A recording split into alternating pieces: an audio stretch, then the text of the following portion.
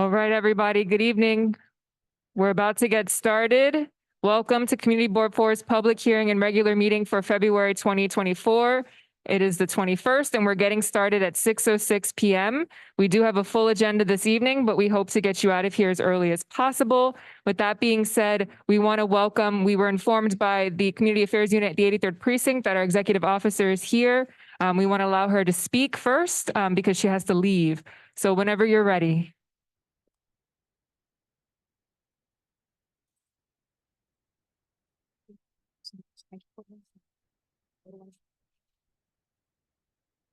Thank you. Good evening, everybody.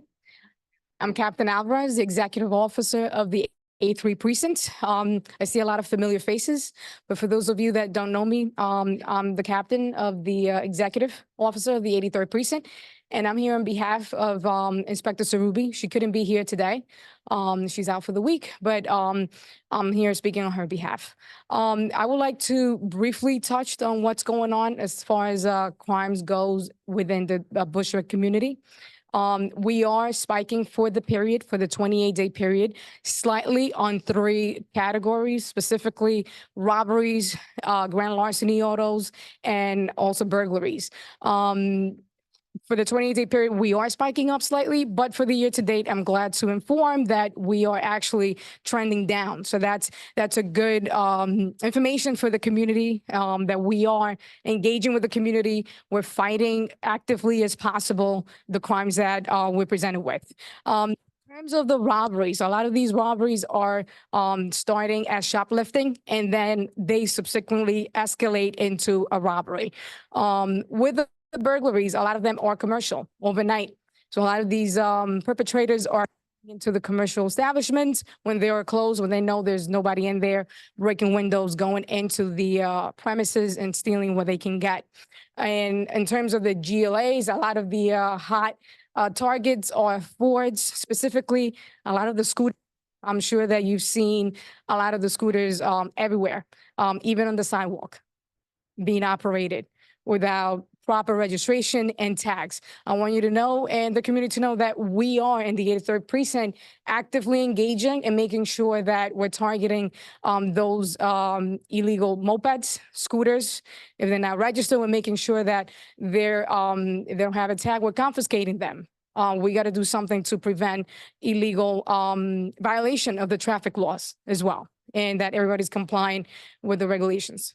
And these are our efforts. Domestic violence, we're engaging actively with the community in that as well. We're doing the visits. We're doing outreaches in the parks, Maria Hernandez Park, and different platforms where there's a high traffic of pedestrians as well, to educate the community about domestic violence. So I just wanted to kind of like put out the good news out there that we are seeing an improvement overall for the year to date. A little spike in the 20-day period, but we're definitely targeting those issues. Anybody has a question? Yes. Please use the microphone. No one on Zoom can hear you.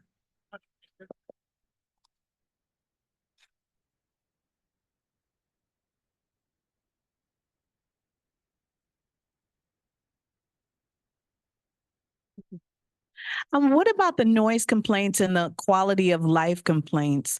Are those being addressed? Absolutely. So as soon as that complaint is placed through the 311, or if you call the precinct, we actually, every executive, every officer has a phone, and we see the calls that are placed, and we're monitoring them. So Okay, so you don't mind if we call the precinct? It's better through the 311, but we don't mind as well. So, but we are responding to every single one of them. But that's within an 8-hour period? That should be before 45 minutes. Oh, it's Yes. changed. I don't know the policies for every precinct. In my command, with Inspector, we make sure that we have a prompt response to these complaints. Now, granted, there's going to be certain other complaints that might take priority, and we're going to be addressing them accordingly. But we do take every call very important. Thank you very much. Absolutely. He's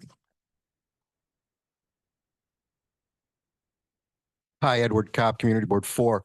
Since there has been this increase in end of day kind of smash and grabs going into these establishments as they're closing, can we get some more attention on the very first legal cannabis shop at 88 Sodom?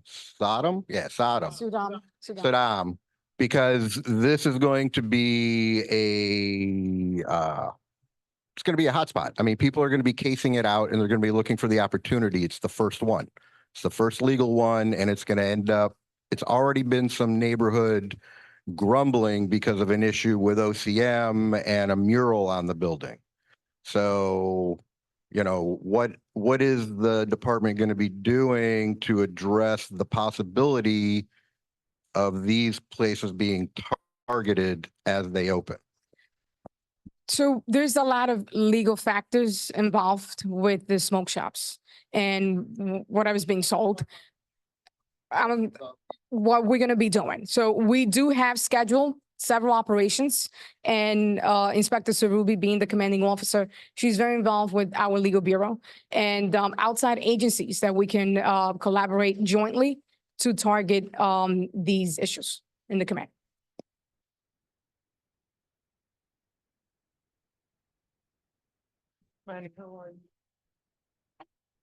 Good evening, everyone. Felix Ceballos, Community Board number 4. Just I want to know, I want to make sure all the electric bike, they are illegal driving in the street? There's a lot of questions involving the electric, the gas, the pedals, the no pedals. So we have a website for the Department of Transportation where they break down all these different scooters and whether they are gas powered or they are electric and so forth. So we'll be more than happy to provide you with that website so that we can educate ourselves better in terms of those different categories of scooters and mopeds and motorcycles as well. But if they are gas powered, they're supposed to be absolutely registered. And they're supposed to have a plate, and that's what we're targeting. You're welcome. And on the street. Everywhere. No, not on the side. Yes, They cannot absolutely. ride on the side. They cannot. Thank you. Any other question? Wait, My name is Joanna, CB4. My question is that in the summer, I'm going to have summer youth. You mentioned something about domestic violence. Is there any way we can partner, if there's no conflict of interest, Celeste and Camacho, in creating a program for youth to create these scenario acting? If we could partner with the precinct to create these scenarios and acting so that we can make awareness of domestic violence. It's in all ages. It's not just adults. This is happening as young as 4, as young as 5, just raise awareness. If there's no conflict of interest, you guys let me know if I can create a youth a workshop and I can get them to do acting, and, I would love to do that. No, I know, but So with we, partnering with you guys, with me being CB4, I want to make sure that I'm not overstepping any boundaries. Thank you. we can set up with, oh.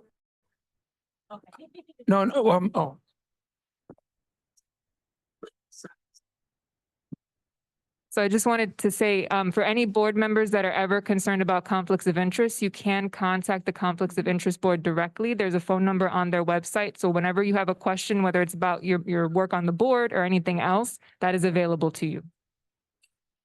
But if you want to, they do have a domestic violence officer there that you would go to your establishment and can speak to if they could. If I wouldn't know if it is or it isn't. so we have 6 domestic violence officers currently in the A3 precinct, and we also have youth officers. So I will be more than happy to meet with you at some point. You can call me or come in person and we can discuss this further, but we can actually come up with something that it's something of my interest and everybody in the community to reach out about domestic violence, not just in the 20s, 30s, but also very young adults. Absolutely. Anyone else? Thank you, Captain. Thank you, everybody, and have a good night. Right. Yep, we will move on now with the first item on the public hearing agenda, and that will be the NYC Parks Department. I will let their team take it from here. They'll be presenting an in-progress design for the reconstruction of Maria Hernandez Playground and Dog Run. Great. Thank you, everybody. Hello, my name is Jim Morris. I work for the Parks Department. Thank you, Celeste, and thank you for having us. Can everyone hear me? Yeah, okay. So I'm going to bring your eyes to the screen over here. I know it's kind of far off. We do have a presentation for capital project we're working on it for Maria Hernandez Park that got funded this past fiscal year. So I want to give a really quick spiel why we're here, what we're doing, what we're trying to achieve. This past spring, we received funding for just that, Maria Hernandez, the playground and the dog run, which is all going to be in one contract. So what does that mean? That means that once we figure out the design, which we're working on right now, it's going to go through procurement process when we get a contractor. But during construction, what that means is that both of these sites, the playground area and the dog run at Maria Hernandez, are going to be closed for construction for approximately a year. Just want to be clear on that. But how we got here was that we had a scope meeting for this project here back in, I think it was June 13th and June 15th of 2023. We are about halfway through the design process now. We have two of our great designers right over there sitting at the table that are going to talk a little bit about the presentation, Jerome and Rachel from our capital division. But yeah, I just wanted to real quick do some details. So first of all, we're very appreciative of the funding we got, as you could see from Councilmember Jennifer Gutierrez, as well as the speaker. But we have $6.7 million for both of these projects that we're working with. Again, June 13th was the first day of design for this project, which then kicked off a year of design, which we're in right now. We're looking to get a community board approval for this design. That's why we're here. This past month, we went to the Parks Committee meeting, January, I think 22nd, last month, showed the Parks Committee. It's a very similar design to what we showed. We had some feedback from community group that we wanted to incorporate a little bit, but it's basically what we showed to the Parks Committee back in January, but we're here to get a full board approval. From there, we'll take this design from approval, complete the design process, which is again 1 year, and then move on to the procurement period, which is about approximately another year. And then from that, we'll go into construction, which is probably going to happen in approximately like spring of 2025 into 2026. So that's my spiel. And Celeste, how would we advance through? Is there some? Okay, great. Thank you so much. Okay, that's all. And I'm going to kick it over to Rachel now. Thank you. Hi, everybody. I'm Rachel Kramer. I'm a landscape architect. I work for the New York City Department of Parks. And I'm just going to stand over here just so you could see the screen. And I'm happy to present Maria Hernandez Park Playground and Dog Run tonight. It's one of my favorite parts of the job is to interact with the community. We spend a lot of time behind a desk in front of a computer. So it's really great to be out here tonight and to see everyone. So we're going to start off first with the playground reconstruction. As Jim said, what the budget was. You can go to the next slide. So we're just going to start with some of the goals we had met with the community. And we also had a community outreach day where we got some more input on the playground. And so we're going to be upgrading the active play in the playground, facilitate passive use, enhance and add to the environmental amenities, and improve access, circulation, and sightlines for this park. If you're here, you know Bushwick, and you know this large playground and park is heavily used and loved by the community. Next slide. So it's hard to see here, but the playground within a 5-minute walk, this sort of just shows how far away other playgrounds and parks are to Maria Hernandez. Next slide. An interesting bit of information is this design was, the park design was actually done by Olmsted, which may be familiar to some of you, Central Park designer there. In the late 1800s, I'll wait just one more sec. You can note that it's a curvilinear design, very symmetrical, and those paths and design have remained intact all these years. And Parks has designated this a legacy park. So we tried to keep those aspects of the design intact with our new design. Next slide. So here, we're going to focus on the playground section of the park. It's just an outdated playground, outdated equipment, surfacing. I'm going to do the dog run presentation right after this one. We have some beautiful mature trees throughout the park and in the playground, and we're only going to be removing a stump and one tree that's in poor condition. Here's some existing images of the playground. There's a wide gate. Some of the fencing is in poor condition. Next slide. There is a much beloved rainbow spray shower. And you could just see there's a mix of different play units from different time periods.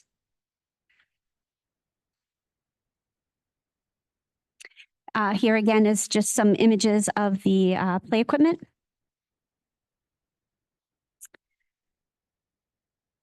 And you could just see the safety surfacing is very worn. This is the old swing set.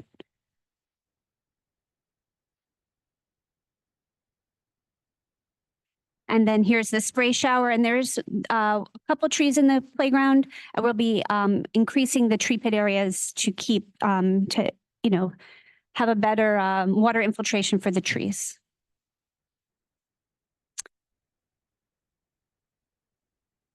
And then along the perimeter, there's a lot of pavement. We'll be opening up the tree pits again to increase the trees' health. So after our community input meeting, we kind of prioritized what the community was interested in seeing at the playground. Typical upgrades to play equipment, safety, new lighting, seating, spray shower, having better accessibility. And here's our schematic design. You'll note coming off of Knickerbocker, we've rounded the corners of the playground and increased the lawn space to have a more inviting entry into the playground. To the left here in the bottom corner, you'll see it's the 2 to 5 area with a large play unit and bucket swings. And then to the right corner is a large steel ramped 5 to 12 unit with 8-foot high strap seating. The entrances to the left and right remain in the same location. And then they lead you into a central spray shower area that will have some overhead spray elements for seasonal interest when the water is off. There'll be some low little bubblers for the younger kids. And this configuration also aids to people cutting through on fast moving scooters or bikes. And then to the north, it's more of a passive area with a rainbow scooter loop. The kids can actually ride their bikes or scooters through some planted areas, and there's passive seating and tot tables up there at the top. And then around the perimeter, there's some planted strips that will help with water infiltration and be a nice bed for new trees for increased shaded seating. Here's a blow up of the spray shower showing we'll have these bamboo overhead steel spray elements with smaller bubblers in the center and some seating adjacent to it. This is our fence diagram showing the whole park the playground will be enclosed in a 4-foot high steel fence with a 2-foot high steel fence around the swings. And then the gardens will have 1-foot 6-inch fence around that. Here's some images, renderings of the 2 to 5 playhouse and accessible play panels. And here's the 2 to 5 steel units with linked play. It's a ramped unit with a slide and it has colorful posts and roofs. And here's a rendering of the 5 to 12 unit. Again, it's a ramped unit for accessibility. There's linked play and a large rope climber and an 8-foot high steel slide. Here's another angle showing the rope climber and the colorful posts and roofs. And this is just a slide showing our color selection. On the upper right are the colors for the rainbow spray loop, which will be on the ground. And then on the left, the lower left corner are the colors for the play equipment with a neutral gray safety surface. And in the center are the images of the overhead spray elements. And then there's directional jets and bubblers for the younger kids. This is our materials palette. It's standard park items that fit with a legacy park that will match the rest of the park. And there'll be quite a bit of new planting with large shade trees, colorful flowering understory trees, perennials, evergreens. And this will mostly be in the planted strips along the edge of the playground. And just some more images showing how colorful the new plant material will be for all seasons. This is a nice plus for the park is that our infiltration, our permeability of water going into the ground is only at 19% within the dog run and the playground. And when we're done with our construction, it will be increased to 48%, which is a huge increase. And here is our schematic for the design. We could take questions on this part of the project if anyone has any.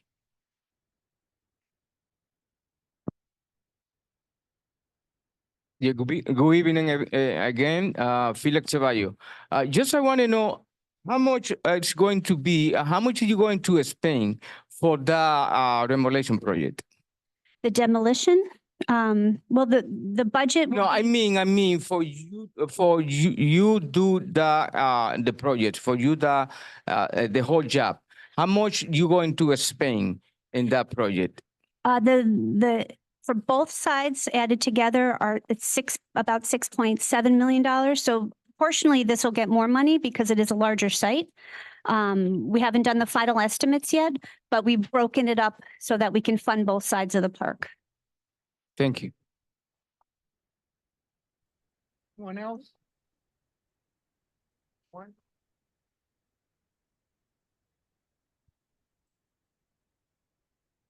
Got my hand up.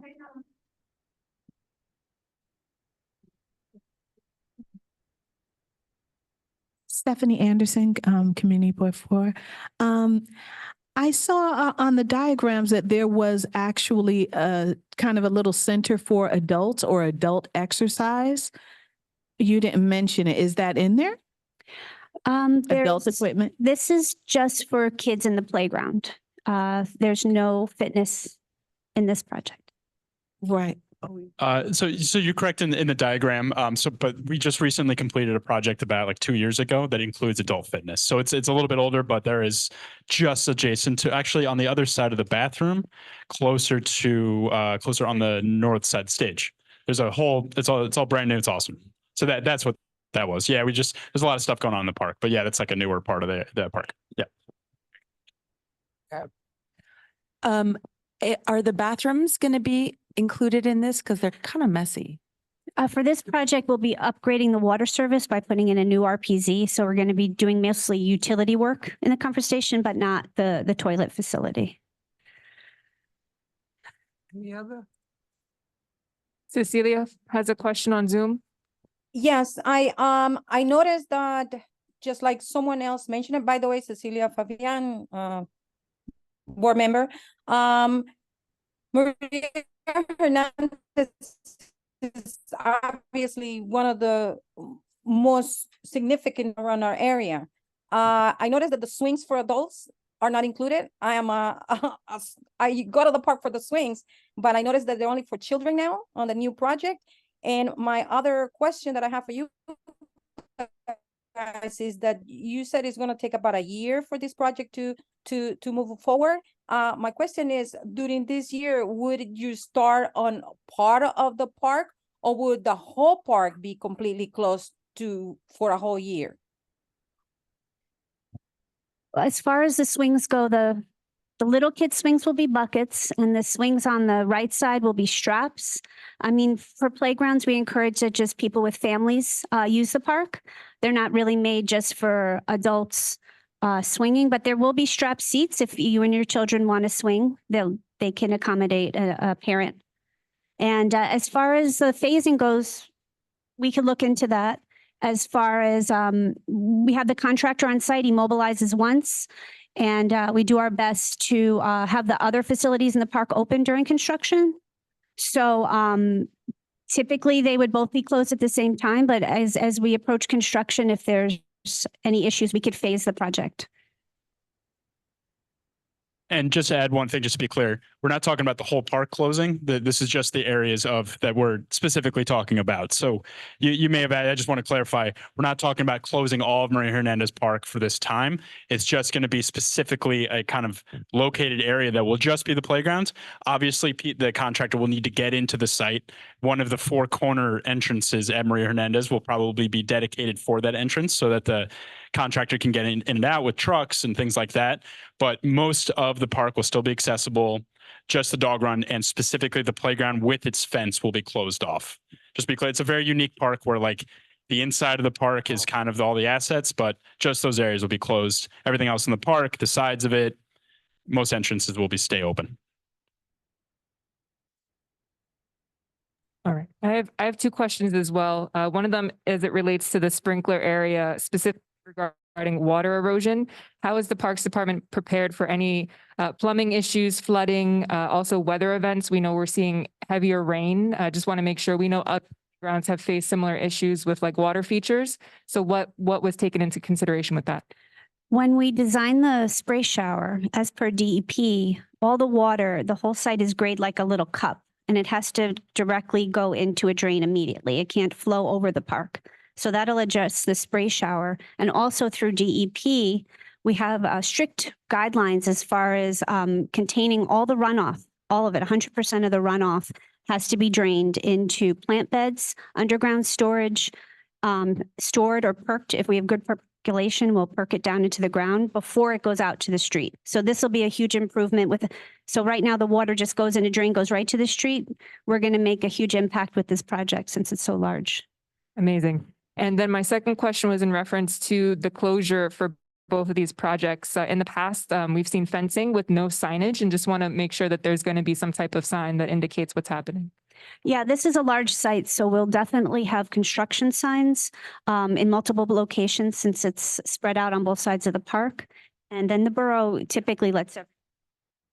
Yeah, and Celeste, we'll keep you involved. You're right. The last construction, there's a lot can be improved during that time, just notifications. So during this time, because the construction is going to affect the park in certain ways that are unique, being that they're kind of separate. So we'll definitely work together for signage. And also, actually, Celeste, to your previous question, I think it was completed last year. There was some DEP rainwater containment projects that were overseen by DEP, but at the corner of Irving and Star, the entrance there, we installed some green infrastructure elements over there, the corner, as well as the corner of Knickerbocker and Sudiem. I might be mispronouncing that. I apologize.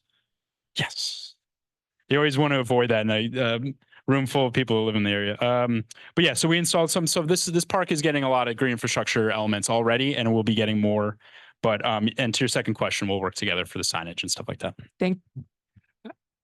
If no other ones, oh wait. I have a question. No, I'll wait until after because I don't have any questions. I just have comments and like to thank elected officials, but I'll let you. Hello? Just a quick follow-up on the sequencing. Will the playground and the dog park construction be at the same time, or will those be one after another? At the moment, we're going to have them at the same time, but we could phase them. It's just that when the contractor's out there, he needs to mobilize. So it's sort of a good use of time to do them both at the same time. But if we need to phase it for certain reasons, we could work that into the contract. And if it happens at the same time, does that mean that 2 corners would need to close, given that those are on opposite sides of the park? It's not that the corners would close. Similar when the athletic equipment and the synthetic turf field was put in, people could still access that. We just have a flag person help guide the trucks into and out of the site. So it's safe, but it's not like we permanently close an entrance. Thank you. I have a quick question. This is my first time living through a playground renovation when I care about it. My kid plays in the park every single day. And I'm wondering if you guys kind of prepare the rest of the park for all these kids to be displaced every day? Is there going to be, are you going to improve some of the grass or clean up? The whole park is full of broken bottles. Is there going to be some sort of cleanup sort of thing? Because those kids are going to need somewhere to go to. So I'm just wondering if you guys do any like pre-planning for displacement. That's a great question. And we understand that the users of these sites during this time will be displaced. I mean, that is what we tend to do on a grander scale. There's playgrounds in the area. Obviously, it's not easy for a kid to travel to different areas. There's Grover Cleveland. There's some areas that are some playgrounds in the area that to get a full playground experience, there will be we can't like install play equipment in the park that's, in another area. To answer your question, yeah, I mean, there's broken bottles and things like that. That is more of an operational concern, of which I'm from that division. So during this time, during the construction, we will do our best to keep that kind of stuff going, in terms of, but this funding is not for operations. It's just specifically for this capital project. So, we strive to be as good as possible with keeping the park as clean as possible. Obviously, we've heard some things about, different grass and things like that during the time, but we can work together to speak on that a little bit more about something that you see like you don't like in the park or anything like that. If it's cleanliness, and that's totally understandable, especially if your kid's losing a big asset like that kind of stinks. And that's the bittersweet part of this, is that after that year, it's going to be awesome. It's going to be state of the art. Try telling a little kid that, they've only had a couple of years of experience in life. So it's like that a year is a very long time for a child, but it will be worth it overall. It's just during that time, it does stink to have to close a playground, but we will work together to get that done. Yeah. Oh, one more here. Can I ask a question? So Zuma has been waiting, and then Felix. Oh, I'm sorry. It's okay. Good evening, everyone, and I apologize. I wasn't sure if I was being heard. First of all, congratulations. I like the 1939 Wells Fair benches. That's a very unique touch to the park itself. But my two-part question is, out of 100% of this park usage, how much is going to be allocated for the dog run? And another question is, you mentioned bicycles and mopeds and everything. Maybe I misunderstood, but is that applicable for the children to ride their bicycles, or are we looking at adults as well? And I'll mute myself. Thank you. Hi, so the money will, based on the size proportion, the playground will get more money. I don't have the specific numbers at the moment, but what's great is that we can fund both of these designs. It's just proportional to the square footage. This has steel play equipment. There's going to be a lot of underground infrastructure here. So proportionally, like I had mentioned before, it will have the majority of the money, but there's enough money to do a substantial renovation of the dog run. And then as far as biking goes, of course, kids are encouraged to scoot, bike. I'm just talking about adults on motor scooters that may use this as a cut through. We're trying to deter that with a centralized spray feature that's very visible. So people will not be cutting through here, as they may be doing now. So hopefully that answers your question. Yes. I just wanted to know when I meant a percentage, I didn't mean it in the finance, because I read ahead of time how much fund is being allocated already to this park. I meant from 100%, what I meant for the dog run itself. Is it a 15% out of that, let's say out of that big pie that's going to be given from the park, or we're looking at a 20% or 25%? I'm just looking at size wise, how much would be taken from the park for the dog run itself? Miss, do you mean physically the size of these two locations? Yes. Okay, so the footprints for both sites are going to stay pretty much the same. So you can see on the screen right now, this is almost the exact footprint of the playground as it is now.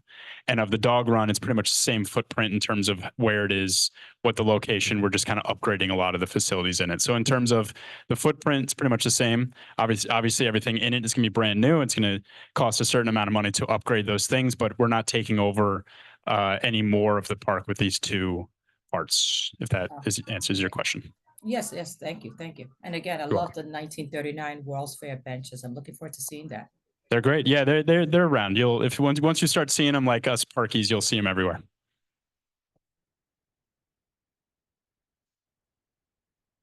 Felix Ceballos. The question what I make before about how much cost that reconstruction is because I see they make already 3 reconstruction. And the last one make different activity, like for example, activity for the dog, but most of the time is for just reconstruction, the same activity. And what I see is any reconstruction don't be for a long time. And it's when we're talking about $7 million, we're talking about money. Thank you. If I can frame that as a question, could you tell us the shelf life for both of these or how long they're supposed to last? Sure. So I just want to be clear. We do not choose sites that are being reconstructed. The sites being chosen are given to us from external parties. So it really is the choice of a site depends on the local elected officials, the mayoral, stuff like that. So as long as that money goes towards that site, obviously it's for more typically for sites much older and then have much usage. But decades. We want this site to last as long as possible. But it's tough to say. We build it. It's New York tough.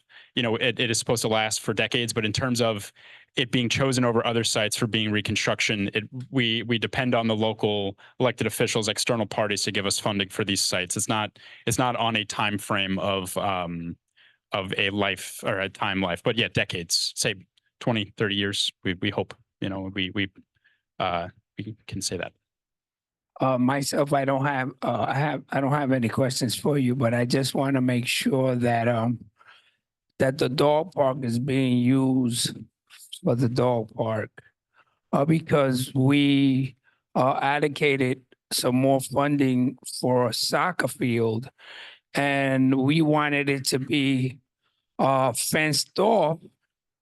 But I go there constantly, and the dogs are there.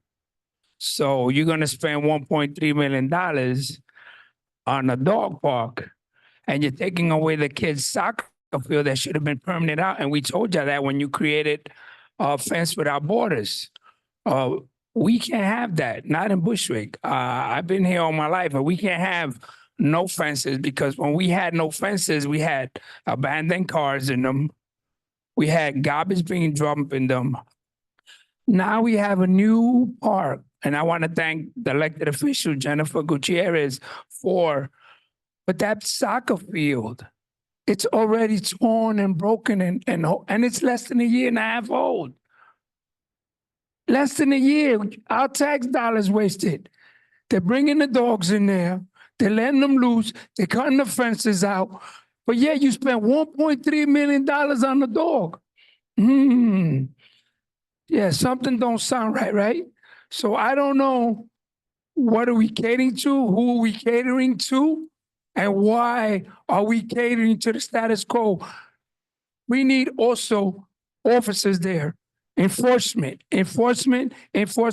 whether you like it or don't. We need enforcement. Because you got a school across the street, you got the churches on the other side, and the kids don't have that soccer field has been torn up. And adults are using it. It was supposed to be 12 and under, and they ripped the whole. If I saw your picture, you wasted a lot of money on that. I know you Parks did. And the fences are all torn off. It's open borders. They're putting the dogs there. Now they're really gonna be there now, because gonna close that park down. So where you think they're gonna go? To the soccer field. So enforcement, close that barrier there, permanent it out like we do with the baseball leads, because if it's permanent out, it can be closed and we can maintain it. Just like with the grass and the seed. Because when I go to Ridgewood, I go to some of these parks that are closed off, I see green grass. But when you come here, you see blank stuff. Why? So our kids deserve better. I think our kids deserve better. And we shouldn't second guess them not give them green grass or somewhere where they can run and play. We love our dogs. I had dogs all the time. But you gotta set the tone, and what is it that we want in this community? We can do both, But you have to respect the kids and we have to respect the dog. And that's what it is like. It's all about respect. I'm sorry. I'm sorry. So I'm a little bit concerned as well because oh, my name is Joanna, CB4. The park used to be used as well for tournaments for the school and also for the summer youth. They were able to go there and do a lot of events. They had homeless activities where the youth learned how to do quietus for service to homeless.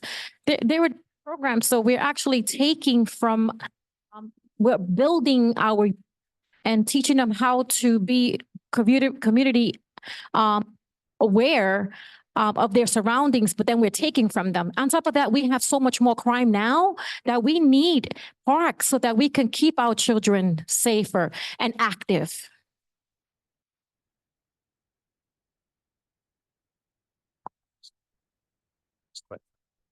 Zachary Hendrickson, Community Board 4 member. Appreciate the presentation. I share others' concerns about the difference in sort of allocation for, space for children and compared to dogs. But I do just want to address Chairman Camacho's comments because I think you talked about a lot of things, and I think it's important for board members to understand too. When we talk about weeds and we talk about maintenance of grass and things like this, I'm kind of literally putting my parks hat on here. That comes back not to capital funding necessarily, but actually to like operations funding, which is exactly what the 1% for parks stuff that we heard several board meetings ago, right? Like when it comes down to, and I also want to just challenge all of us on this board to think differently a little bit, maybe about what enforcement looks like too, right? Like not all enforcement necessarily needs to be police officers or whatever.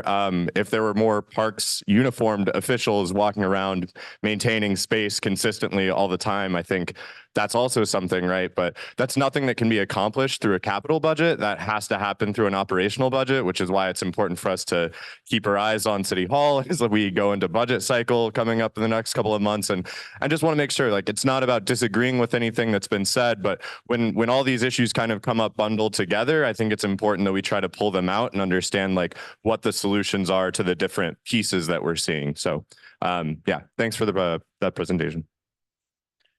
Great. I just want, obviously these are, yeah, Robert, did you? Okay, great. Yeah, I just want to, these are all totally valid and I totally understand, the concerns with this specific park.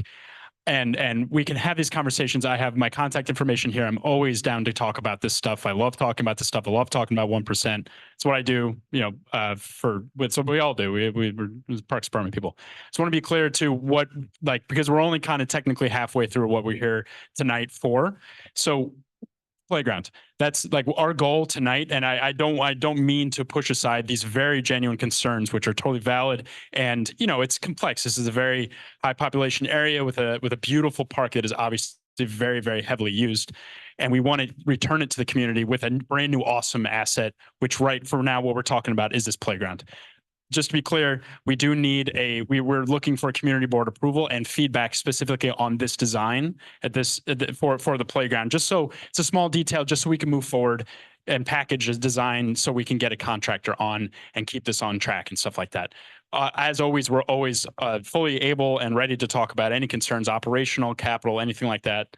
Again, that's what I do all day. So, but I just want to be clear because I want to be mindful of CB4's time tonight. So, curious if there's any other questions about the actual design, and then we'll go forward with speaking more about the dog run. But in the meantime, that's what we're here for right now. We can move on to the dog run. Okay. Thank you. Oh, I have my hand up. Can you say your name? Tashana? Go ahead, Tashana. Wade. Hi, I would like to just piggyback off of what Mr. Camacho is saying about the dog park and just like as far as in having our children there as in this renovation. I believe that it should be more tailored to our children, and that even though we are experiencing an uptake in dogs into the park, that it should be catered for our children. And that's all I have to say to that, because I do not agree with that that structure. Thank you, Tashana. We can move on. Okay, so next I'm going to be presenting the dog run portion of the park. You can advance the slide and to the next one too. So we had a very energetic and a large turnout for the dog run community input meeting, which was great. And the goals of the park, the project are to upgrade and improve the dog run and enhance and add to the environmental amenities and also improve access, circulation, and sightlines into the park. So we're focusing here on this side of the park now. It's right adjacent to the new synthetic turf and adult fitness area. It's a heavily used dog run. I just wanted to say that the condition of the surface, it's a loose material, it's uneven, it's poor draining. So we were going to address all those issues with the new design. And there are, I think there's about one tree inside the dog run at the moment. And there's some stumps that we will be removing.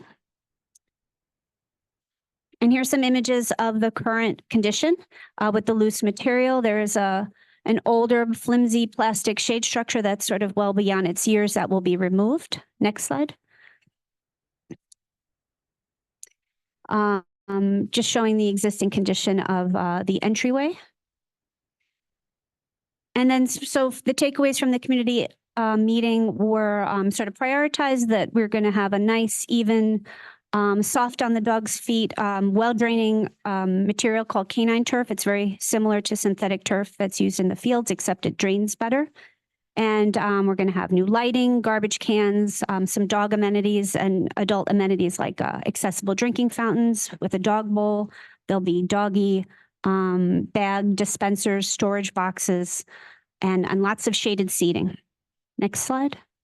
So here's the revised design from when we met with the Parks Committee. Still an enlarged dog run with the green is the canine turf, which I said before was the well-draining soft material. Some of the comments from the Parks Committee was to make better accessibility from the entrances. So we reconfigured the vestibule areas a little bit to aid with congestion and for better circulation.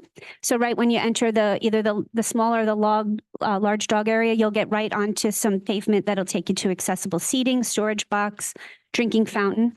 You'll see that around the perimeter, there'll be a total of 19 benches with large caliper trees being planted with large tree pits to aid with shade. Like I said before about the drinking fountains, new lights, garbage cans, and also a comment was to have an alternate relief area for dogs in the colder weather when there's no water. So we've included 2 spots for an alternate relief area for dogs that wouldn't be on the turf. Next slide. So the whole park, dog park will be enclosed with the 8-foot steel fence that's there on the sidewalk. We'll be scraping and painting that. And then the rest of the park will have a 4-foot high steel fence. The new trees will have tree guards that are about 3 feet high. And you'll see the vestibule areas have been shifted a bit to sort of get people right out from the park into the dog run and onto accessible areas for seating.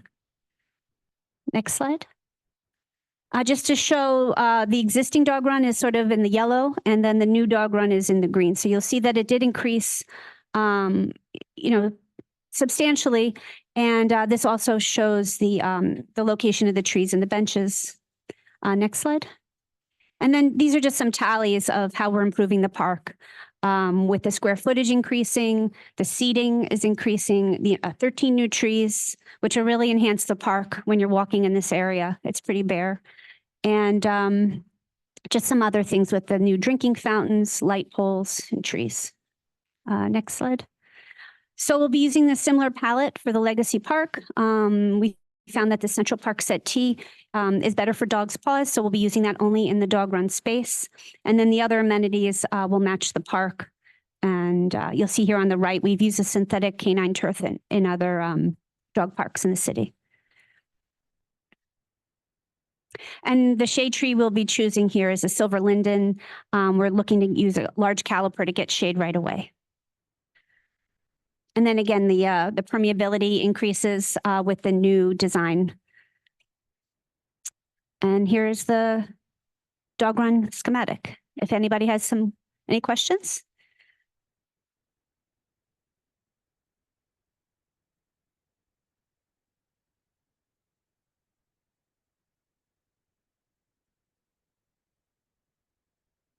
Go ahead, Jessica, on Zoom, and then we have a few folks in person.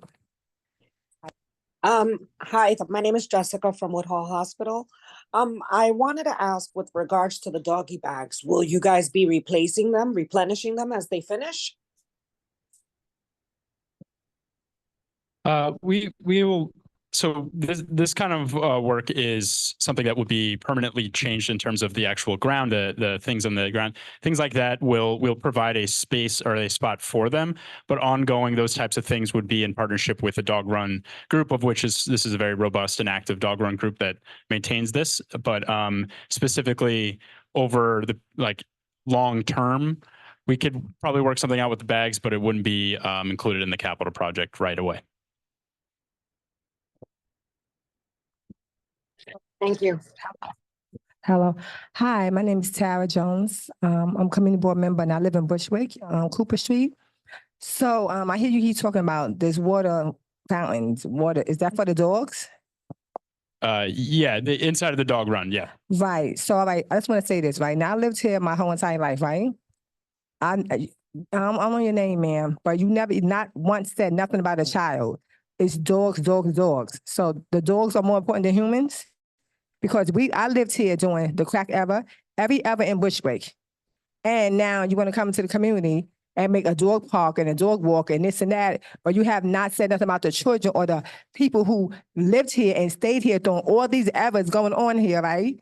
Some of them lost their homes, but no one cares about that. Y'all care about dogs in Bushwick? We don't need a dog park. We do not.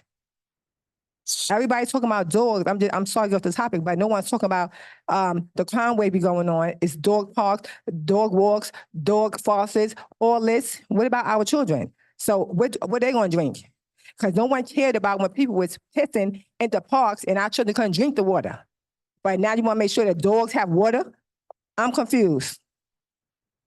Right now in the dog run, there's a water fountain. We're upgrading it for dog users. What I can say is that we get this funding allocated directly from the local elected officials. So we don't decide the sites. We get the funding. We redesign the park.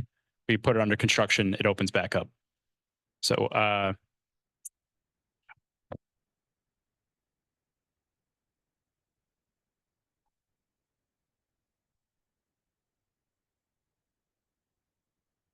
Thanks. The main question I have is about the alternate relief area. I use the dog park as it is frequently, so I understand like the flooding concerns and all of that.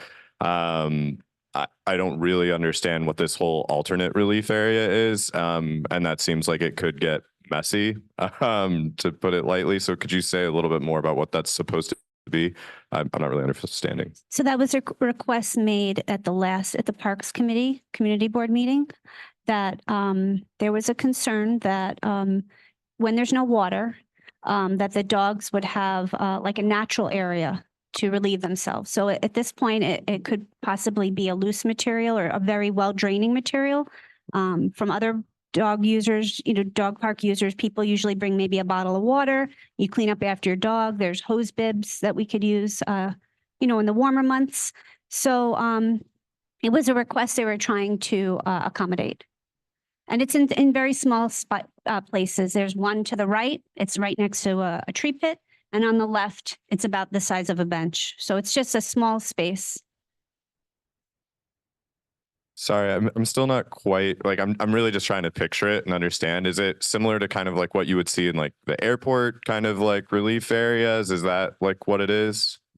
yeah, I don't. Yeah, it's just I really don't understand. Totally understandable. What we're working with right now is very small. We appreciate the accommodation for this. It is a bit tricky to visualize this stuff from a smaller screen from that far back. So we totally understand what you're talking about. So envision more an area, a small area that. So from the feedback we've gotten from dog run groups all over the city, there's a site down South Brooklyn that has a small mixture of turf that we are obviously going to incorporate here, the canine turf. turf, known as canine turf, and then possibly like a stone, a crushed stone area that other dog runs have found is helpful to help with during off season, but also to better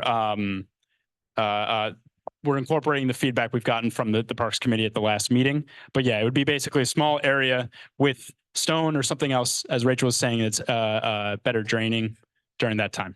I think It's like a small area. It's not like an airport. Yeah. I pulled it up on my phone. And I can see it's much smaller. I thought it was like bleeding into for other community board members or whatever. There's like this other green space right on the edges. I thought that was the alternate relief area. If you look like on your phone or something, it's really, really small, like in the corner of the dog park. So yeah, but hopefully. The dogs can clean. It really might be helpful if you come closer. But at the same time, it is a small area of the site. So yeah, it wouldn't be much more than a couple feet by a couple feet big. Okay, moving along. Yeah, perfect. Thank you so much. No, we appreciate it. Yeah, thank you.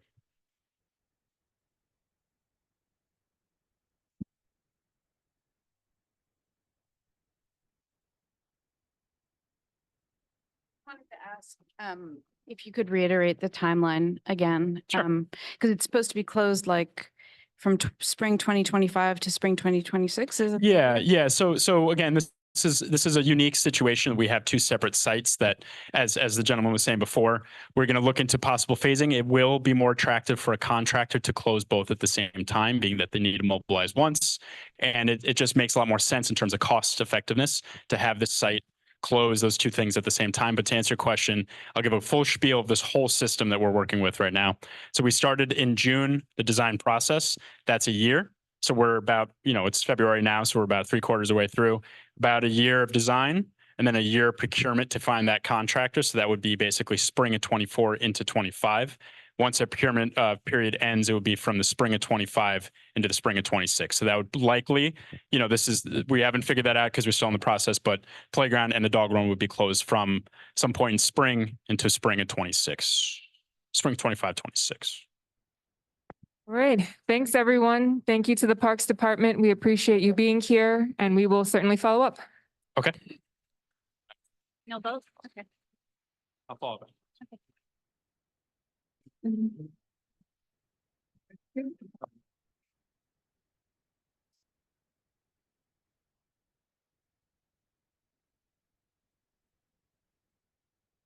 All right, that concludes our public hearing for this evening. We will move on to our regular meeting agenda, beginning with the first roll call. Did you want to say anything before we do that?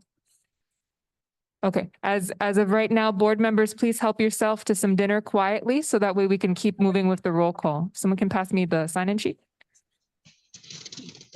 Thank you. Once board members have helped themselves, everyone else is welcome. Board members first, please. Isa Abni.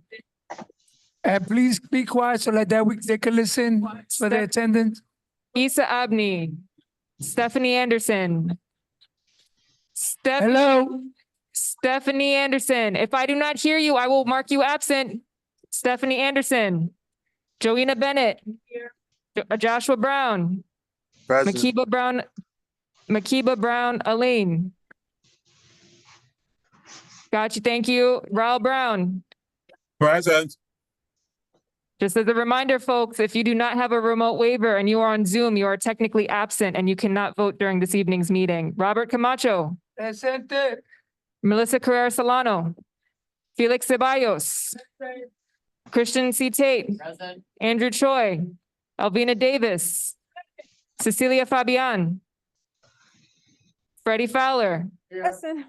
Got you, Cecilia. Thank you. Joanna Fuentes. Christopher Graham. Ann Guiney. Zachary Hendrickson. Here. Tanisha Honeygan. Barbara Jackson. Barbara Jackson, I know you're here. Got you, Barbara. Taisha Johnson. Virgie Jones. Virgie Jones. Tara Jones Thomas. Tara Jones Thomas. Folks, I'm saying Virgie, I'm saying Tara. Are you both here? Okay, thank you, Virgie. Thank you, Tara. I cannot mark you absent unless I hear you. Luisa Jose is excused. Nicholas Kaplan. Edward Kopp. Here. Christine Malden, Raman Mama, Mary McClellan, Desmond Monroe, Zuma Novoa, Present. Caitlin Penner is excused. Raul Rubio, Eliseo Ruiz. Thank you. Flipping the page. Milagro Sandoval is excused. Bernadina Shell, Barbara Smith. Present. Got you, Barbara. Maria Soler. Dustin Sanborn. I'm sorry, I was muted. It's Who is Vernadina. this? Thank you. Got you. Vernadina. I Thank got you. Annette Spellin. Gotcha. James Stewart. Jessica Bercio is excused. Ben Tucker. Jerry Valentine. Present. Tashana Wade. I'm here. All right. One moment while I do the tally. Okay. Yeah. All right. So Isa Abni is here. Thank you. All right.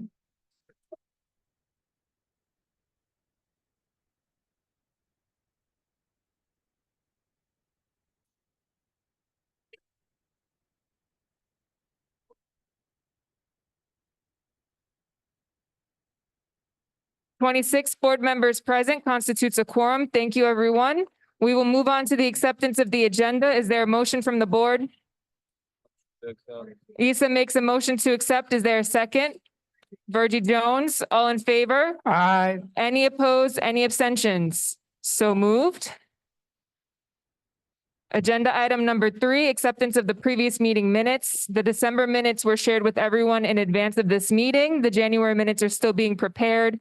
I kindly ask for a motion to approve the December minutes and table the January minutes. Is there a motion? Aye, Robert Camacho. Is there a second? James, all in favor? Aye. Any opposed? Any abstentions? So moved. Moving on to agenda item number 4, the chairperson's report. Mr. Camacho. Hi, how are you? I have been to several meetings. I'll try to break it down fast. I also have a couple of important things that we need to speak on. January 18, a meeting and greet in Hope Gardens with the new property management. Friday, the 19th, 12 o'clock, meeting with elected officials in Riceboro. Monday, the 22nd at 6 p.m., CB for Environmental Protection, Transportation and Sanitation.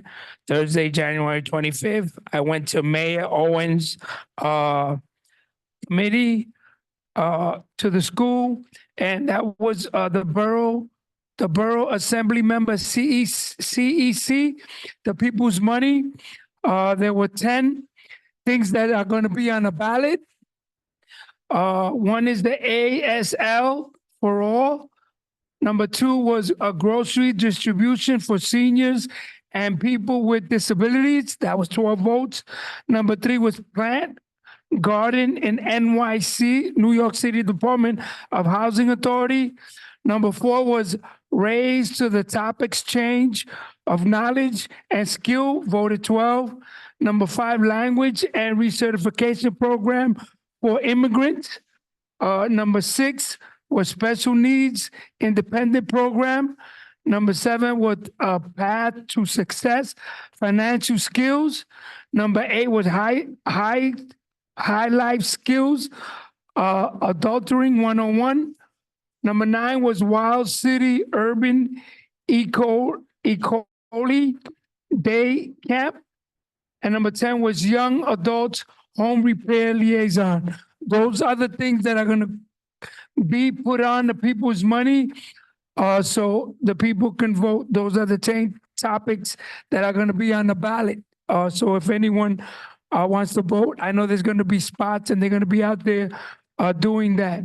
On Tuesday, the 30th, 6 p.m. CB4 Economic Development and Housing and Land Use. Thursday, February 1st, 10 o'clock, 422 Central meeting. Same day, 480 Knickerbocker, we were interviewing for the new inspector. Sue Ruby is going to be moved to another. I think I think every 2 years, every 2 to 3 years, they move them. So we interviewed 2.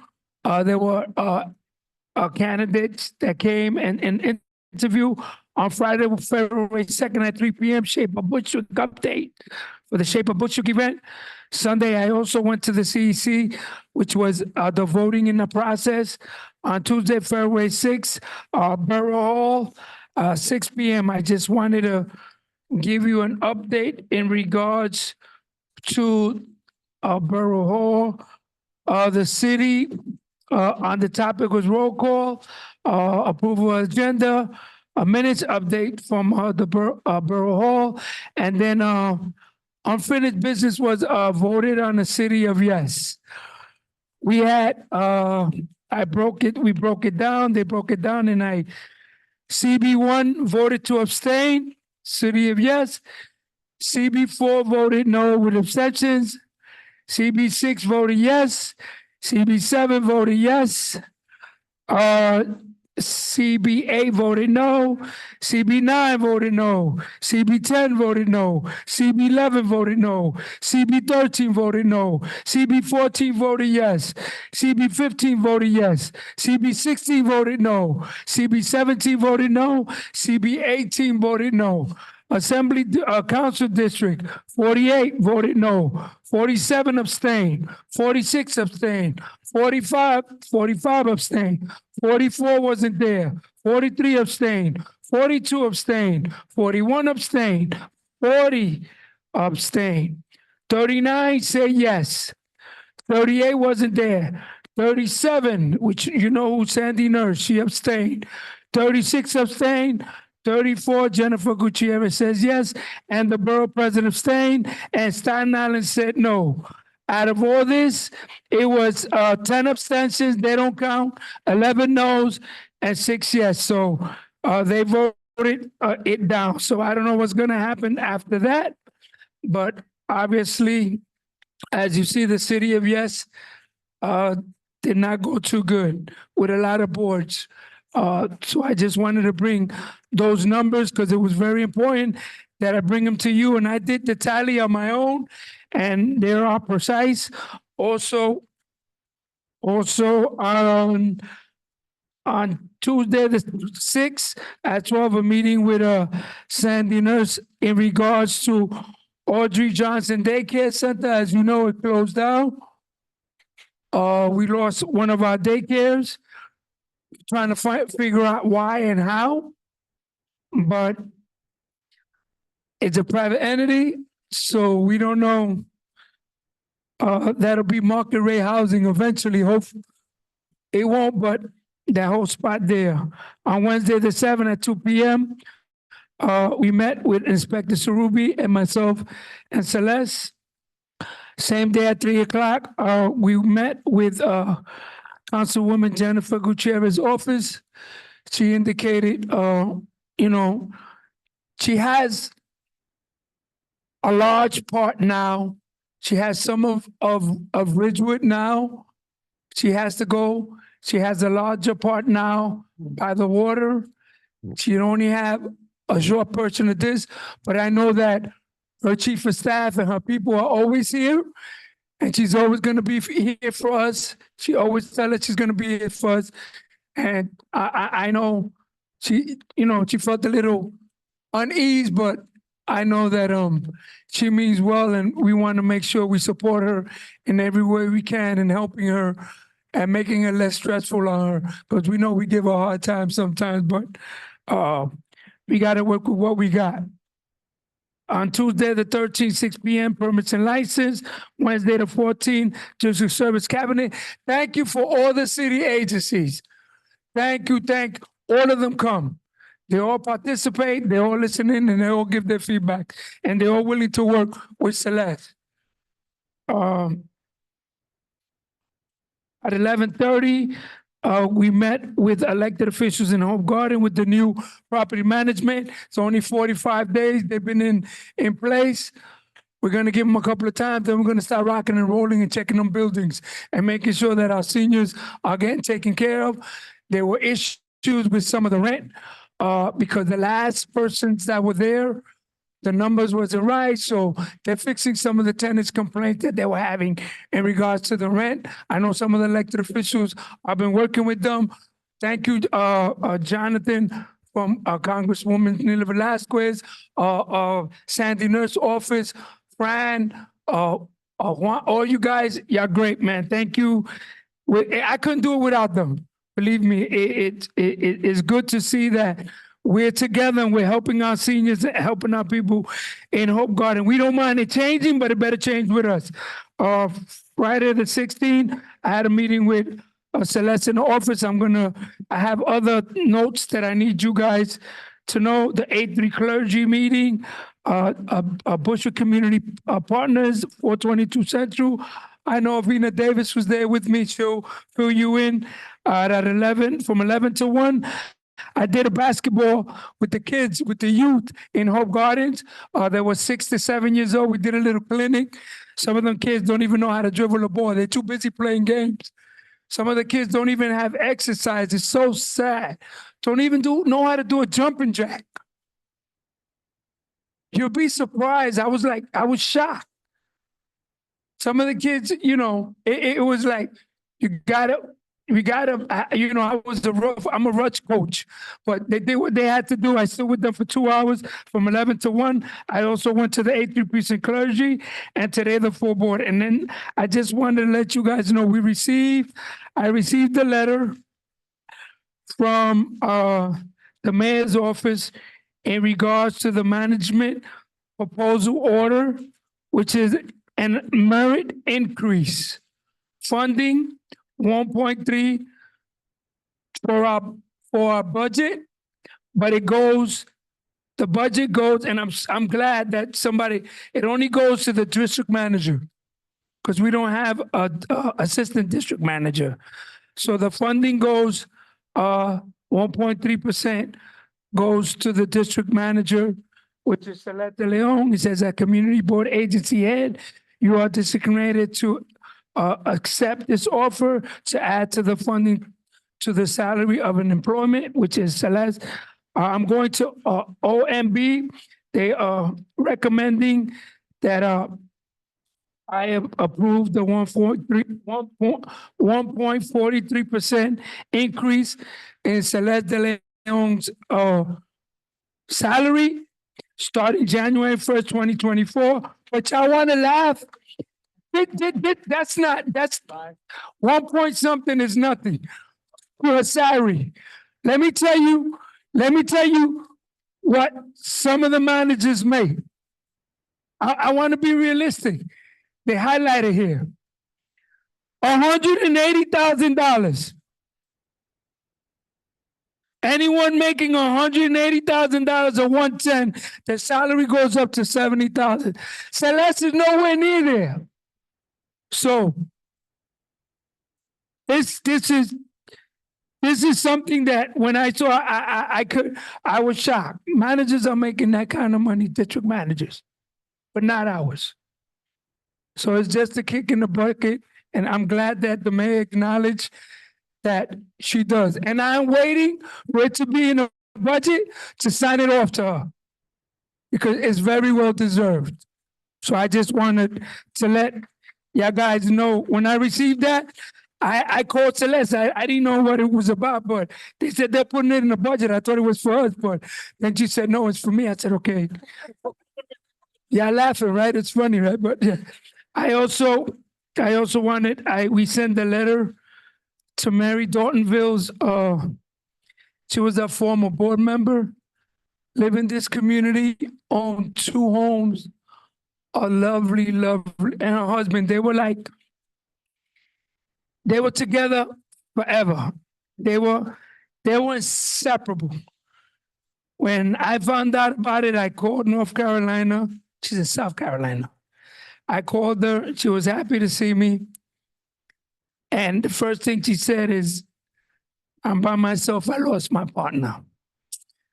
It broke my heart. So we wrote a condolence letter and she thanked us. So I just want us to give a moment of silence for her husband and pray for her. She said she should have never sold her houses and she wanted to live here. I guess, like my dad, he wanted to go back where he was born and raised and where they thought their roots were. And my dad did the same thing. He didn't make it past a year. So we leave here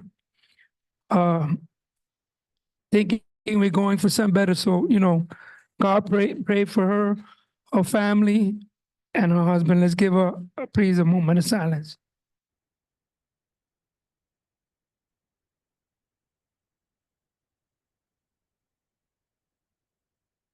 Thank you. We send her a card. Also, at it's time for reappointment, I got 2 letters from Community Board 13 and Community Board 14 in regards to term limits. A lot of people, chairpersons are stepping down. They've been there 20, some of them 30, some of them 40 years, not getting paid. And they're going to be removed. So with term limits. So it was in the city charter, and they wrote us a letter indicating that they want to do a smooth transition, that in regards to their tenure, they don't understand, but making remove and appointment dates directly after orientation. So a lot of people are not happy and content with this. So hopefully ourselves too, we gotta start getting people appointed, young kids to come here, and people that got roots in the community here to get on the board. It's gonna be a sad place because this is like a second home. So also, yeah, there's also letters of comments. Celeste is gonna read them. Yeah, so we just receive every year from the Office of Management Budget, OMB, preparing a statement on the preliminary budget. Want to say thank you to Raul for his help. Anyone that served on the board and is familiar with the Budget Committee knows that every year we review and reassess the budget requests that go to the agencies. There's usually a lot of questions about their responses. And so what Raul reviewed to help Mr. Camacho and I this year are the quality of those responses. Were they helpful? Were they unhelpful? And we basically made an assessment based on that. Mr. Camacho and I went over that information, and we will be preparing a letter of comment to include with the preliminary budget. It was due last Friday. However, Mr. Camacho felt it was important to make sure the community was aware and asked for an extension until tomorrow. So that way we had a full month to provide this information to the community. Yes, and also, we also got to let our seniors know that they open up the 202s. 143 Harmon, 222 Moffett, and 55 Goodwin Place. For our seniors, there's application for apartments. Please, please, please go to 217 Wyckoff. No, you could go. One of them is 143 Himrod between Monday through Friday from 9 to 5. The other one is 22 Moffett at 9 a.m. from 9 a.m. to 5. And the other one is at 55 Good. Applications are there. Grandmothers, mothers, 62. Please, please, please. They got a lot of openings. We also have the other one in 5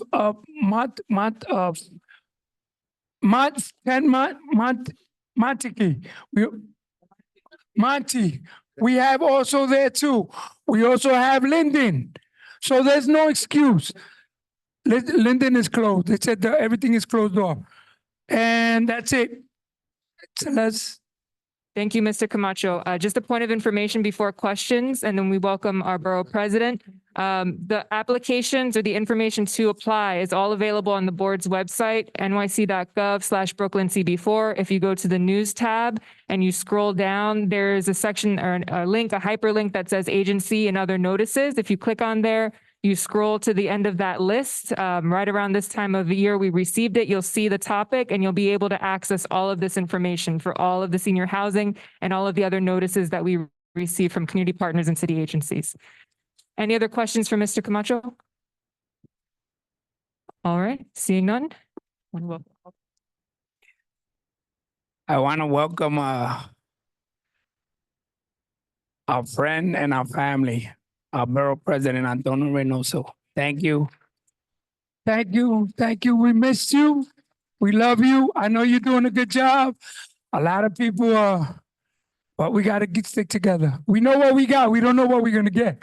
So we got to be careful with that, okay? Hello, everyone. Good evening. For those that don't know, my name is Antonio Reynoso, and I'm the president of the greatest borough in the city of New York, which is Brooklyn, New York. And a former council member that I represented here in Community Board 4. So I'm so happy to be here. I want to start off by saying Camacho is grinding, and it is not an understatement. He is in Borough Hall, sending me letters, fighting me on half of the things I'm proposing, and just doing good work. And we have a very good relationship personally, obviously because of my history here, but it doesn't let me get away with anything, that relationship. So I just want to know, when he disagrees with me, he lets it be known. When the community board disagrees with me, he lets it be known. And I think that's a real testament to that leadership. That's valuable, because somebody that's my friend would just be like, you know what, let's not bother Antonio. Oh, Camacho bothers me, let me tell you. So thank you, Camacho. So I want to say a couple of things. First, it's my first time here since I've been borough president. And you see, always like, we noticed. First of all, it's 18 community boards now that I represent. So I just want to say, I think it's a reflection of the growth in influence and power that we've been able to build in North Brooklyn, that you have a borough president that comes from the community you're from. But you guys, it's how you treat family, right? Because I love you all, and I have a higher expectation and standard of you all, because you know me, you're the people I get to see last. There are people in this borough that never heard my name, never seen me work, never seen me advocate, never seen any of that. So I've been making rotations and showing up to areas in Brooklyn that are in areas that I've never even seen. We've been to Canarsie, we've been to Coney Island, I've been to Midwood, I've been to Sheepshead Bay, we've been to Bay Ridge, just making moves so that people could get to know me in the rest of Brooklyn. But it's always good to come back and be home. It always is really good to be home. I want to talk about a couple of things that we need to present to you guys that you've already talked about. In one place where we disagree, and everywhere else I think we're okay. I sent everyone a letter, 2 community boards. I want to be clear, that doesn't mean I want you all to quit the community board or that I'm kicking you off of it, because I heard that people read that letter and felt like I was trying to kick them off the community board. It isn't that. I love you all, and I would never do that because I know you volunteer and it's deeply important. What we need to do, though, is that there's going to be a term limits in 2027, 2028. And what we're concerned about is that we might be losing 80 to 90% of a community board in 1 year. You'll be left with 10% of the people here. And with 10%, I would need to fill this place up overnight. I don't know how. I would need to find 50 or 40 people that might want to be here overnight with no experience, no institutional knowledge, no history. And it makes it very difficult for us to manage a community board, or to allow for the community board to keep doing the work it's doing and advocating for Bushwick if there's a turnover overnight. So what I'm asking for is, for people that have been here 10, 20, 30 years, that are going to be the people that are unfortunately term limited, I want to like give you your flowers while you're here, like in a good way, right? Like, let me celebrate the fact that you've been grinding here for 30 years, that you've been doing this work for 20 years, that you've been with us for 10 years. I want to celebrate those people, not ask them to leave. But it allows for us to have a system by which, let's say 10 people leave every year. When the term limits comes, there's only a turnover of 10 people. And now we have a continuity. We have institutional knowledge. They can't take advantage of us that way. Because you guys are still going to have to make recommendations on land use items. And if there's a whole new turnover, maybe that doesn't get done. We're going to have issues with quorum. And all that stuff makes it so that you can't advocate appropriately. The recommendations are not going up. So my thing is just maybe plan it out. Think about it. It's a voluntary thing that you need to do, so you could do it voluntarily. I just wanted the board to think of it as one. Like, let's think about this. Do we want that transition to look that way? Maybe you do. There's a lot of people that have been here for a long time doing good work, and they're like, nah, I'm gonna be here until they kick me out. I'm cool with that too. But I just wanted to let you know my thought behind it, because you lose power when you have such a significant turnover. The City of Yes situation that the mayor has presented to us, I'm very clear on what your position is. Camacho's made it clear. I want to talk about, so there's one part of the City of Yes, the economic development portion, that I'm not supportive of, because I think it's an attack on manufacturing. And this city, since the Bloomberg years, has been slowly eating away at manufacturing to convert it to office, retail, and housing. In our communities, especially in North Brooklyn, last I saw, it was about 17,000 jobs in the manufacturing district that are, you don't need a high educational attainment to have, but you get paid 50, 60, 70, and $80,000 a year. I think the average is like over 70 is the average pay that people that came to this country or that might not have the greatest education but have great skills have been able to do. We threaten that every single time it gets converted to housing. We threaten our family's livelihood, and it gets threatened when we convert it to retail. So it's like a bar, a restaurant, or it's office space, which they wanted to do a ton of, and now we don't need because of the way life has changed, or we need less of. So we want to preserve manufacturing because we know those are good jobs. And I don't think that the City of Yes economic development portion does that. The City of Yes of the housing stuff, I voted yes with recommendations, because we have a crisis in the city of housing. We've been talking about it in Bushwick for a long time. We put together a Bushwick community plan because we knew we needed to be proactive. We were the only community outside of one other one in the Bronx, the only two communities that voluntarily put together a community plan for development that we control, that we say what we want to see. We don't allow for the developers to dictate those outcomes. The mayor came back and said, de Blasio at the time, said, there's not enough, we need more. Even though we're telling him, hey, we're gonna let you build here, we're not gonna let you build here. And it's like icing on the cake because he didn't ask us to do it. We were doing it for him, he didn't do it. What happened? Since that time, development is still happening in this borough, in this community board. It's happening at the whims of whatever the developer wants. We have no say, because we were saying, hey, we want to build near the transit-rich areas so that you don't need near on Broadway, on these wider streets, you could go up a little bit, but we want to be careful about the mid blocks. And overall, there was a significant amount of housing we were going to be able to build. And some of that housing would have been built already under our system, which would have been affordable housing that Bushwick would have contributed. And the mayor said no.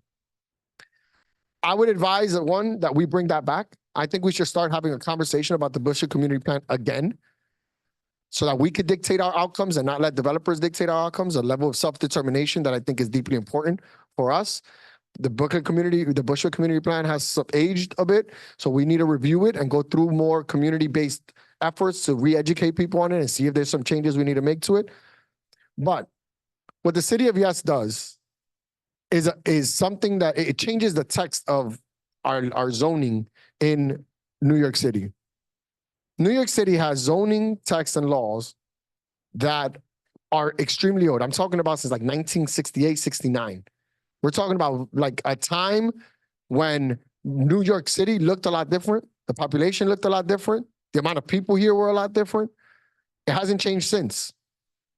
What the mayor is asking for is for opportunities to modify a text amendment that I think is inconsequential to the greater need of housing in this city. I think we need to do a lot more than what the City of Yes is asking for. I want to be perfectly honest with you. We're talking about auxiliary expansions of spaces. So if you have a one-family home and you got a garage, then you could turn the garage into a room or an apartment for your mother-in-law. Or you have an attic and you could turn it into a room for your son that now has to live in the house that you bought because they can't afford a house because it's too expensive to buy houses. It's talking about extensions to places that already exist. It's not an increase in height. And it's also, right now, you can't do that. You can't add an apartment, let's say, on a one-family home. You can't add an external apartment because you need to add a parking spot. And what we're saying is, no, if you want to add the second floor in a one family to a two family, we're not going to ask you to build to give us a parking spot. That's the type of things we're talking about changing things at the margins.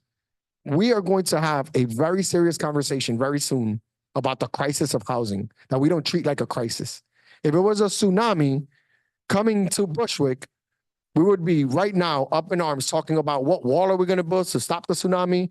What are we going to blow it up with a nuclear bomb? What are we going to do to stop the tsunami from coming? That's how you treat crises. All hands on deck. What are we going to do to solve for this? When we talk about housing, we act like it's not a crisis. Like there's not 100,000 people living in homeless shelters. Like that's okay. I got my one family home. I'm good. I don't want anybody to get a 2-family home, a 3-family home. I don't want that around me. And that's just not acceptable. That's not something that I accept. So we might disagree, and we do it with love because this is Bushwick, and I love you, and I know that you guys got love for me, and we might disagree on something. But what I'm saying is, our time came. Housing was built for us, whether it's 1-family homes, 2-family homes, or 3-family homes. In Bushwick, we're talking about the tenement spots with 6 and 5 stories. That was built so we could be here. That was built by people before 1968. And it's our time to start building for the next generation so that we're not talking about 3 families living in 1-family homes, that you're taking care of your grandchildren because they can't afford it. We just don't have enough housing. There's more people than there are spaces to live in. And now development isn't the only solution. There's so many things we got to talk about, tenant protection and so forth. But supply is a part of the problem. We don't have enough supply.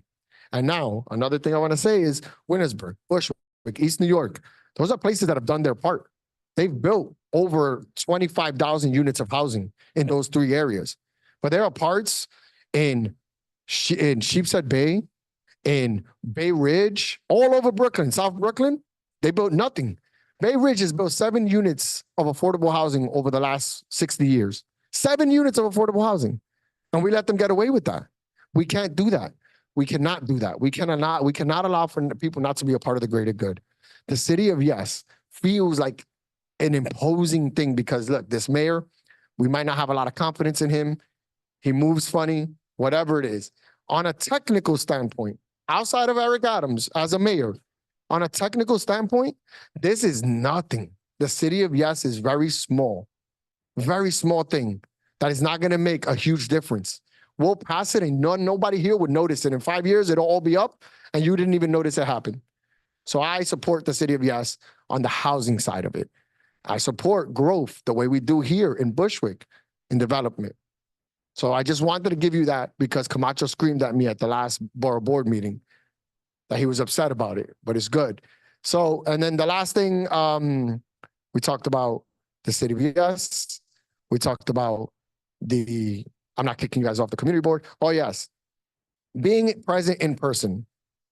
The open meetings law makes it so that we can have this hybrid system, but to meet quorum, you need to be here in person. And COVID and Zoom have taught us a new way. We're starting a process to see if we can legally start doing this, start doing it legally. We're asking the state to change their open meetings law to allow for this hybrid situation. We're trying. I want to tell you that it's probably something that won't happen. That is a very difficult thing to do because then we got to start building parameters and rules for how we're going to operate Zoom. You can't click people off. You got to give them their time, this and that. It's so complicated to have this hybrid situation in which we allow them to vote because the public wants to be more participatory. Now, I think that we can use the video system that we have in Zoom to allow for people to see what we're doing, we communicate to people that can't leave their homes. But for people that want to participate in the community board, I want to encourage people to be here. Be here. And we need people to physically be here. And if you are unable, send us a letter. Let us know why you can't do it and why you want this to be your primary means of showing up. But we need people to be present. It's also because we need more of these spaces. We're too disconnected. We're too disconnected and Zoom is adding to it. I need you guys to disagree in front of each other. It's easy to be disrespectful and all wild on a TV screen and on Twitter.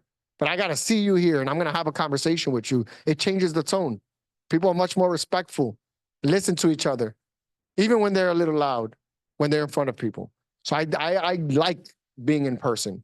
So I'm not necessarily a supporter of modifying the freedom of the open meetings law. I want people to be here, but I understand that there's other things that we can be doing to support people that maybe can't show up or have disabilities and so forth.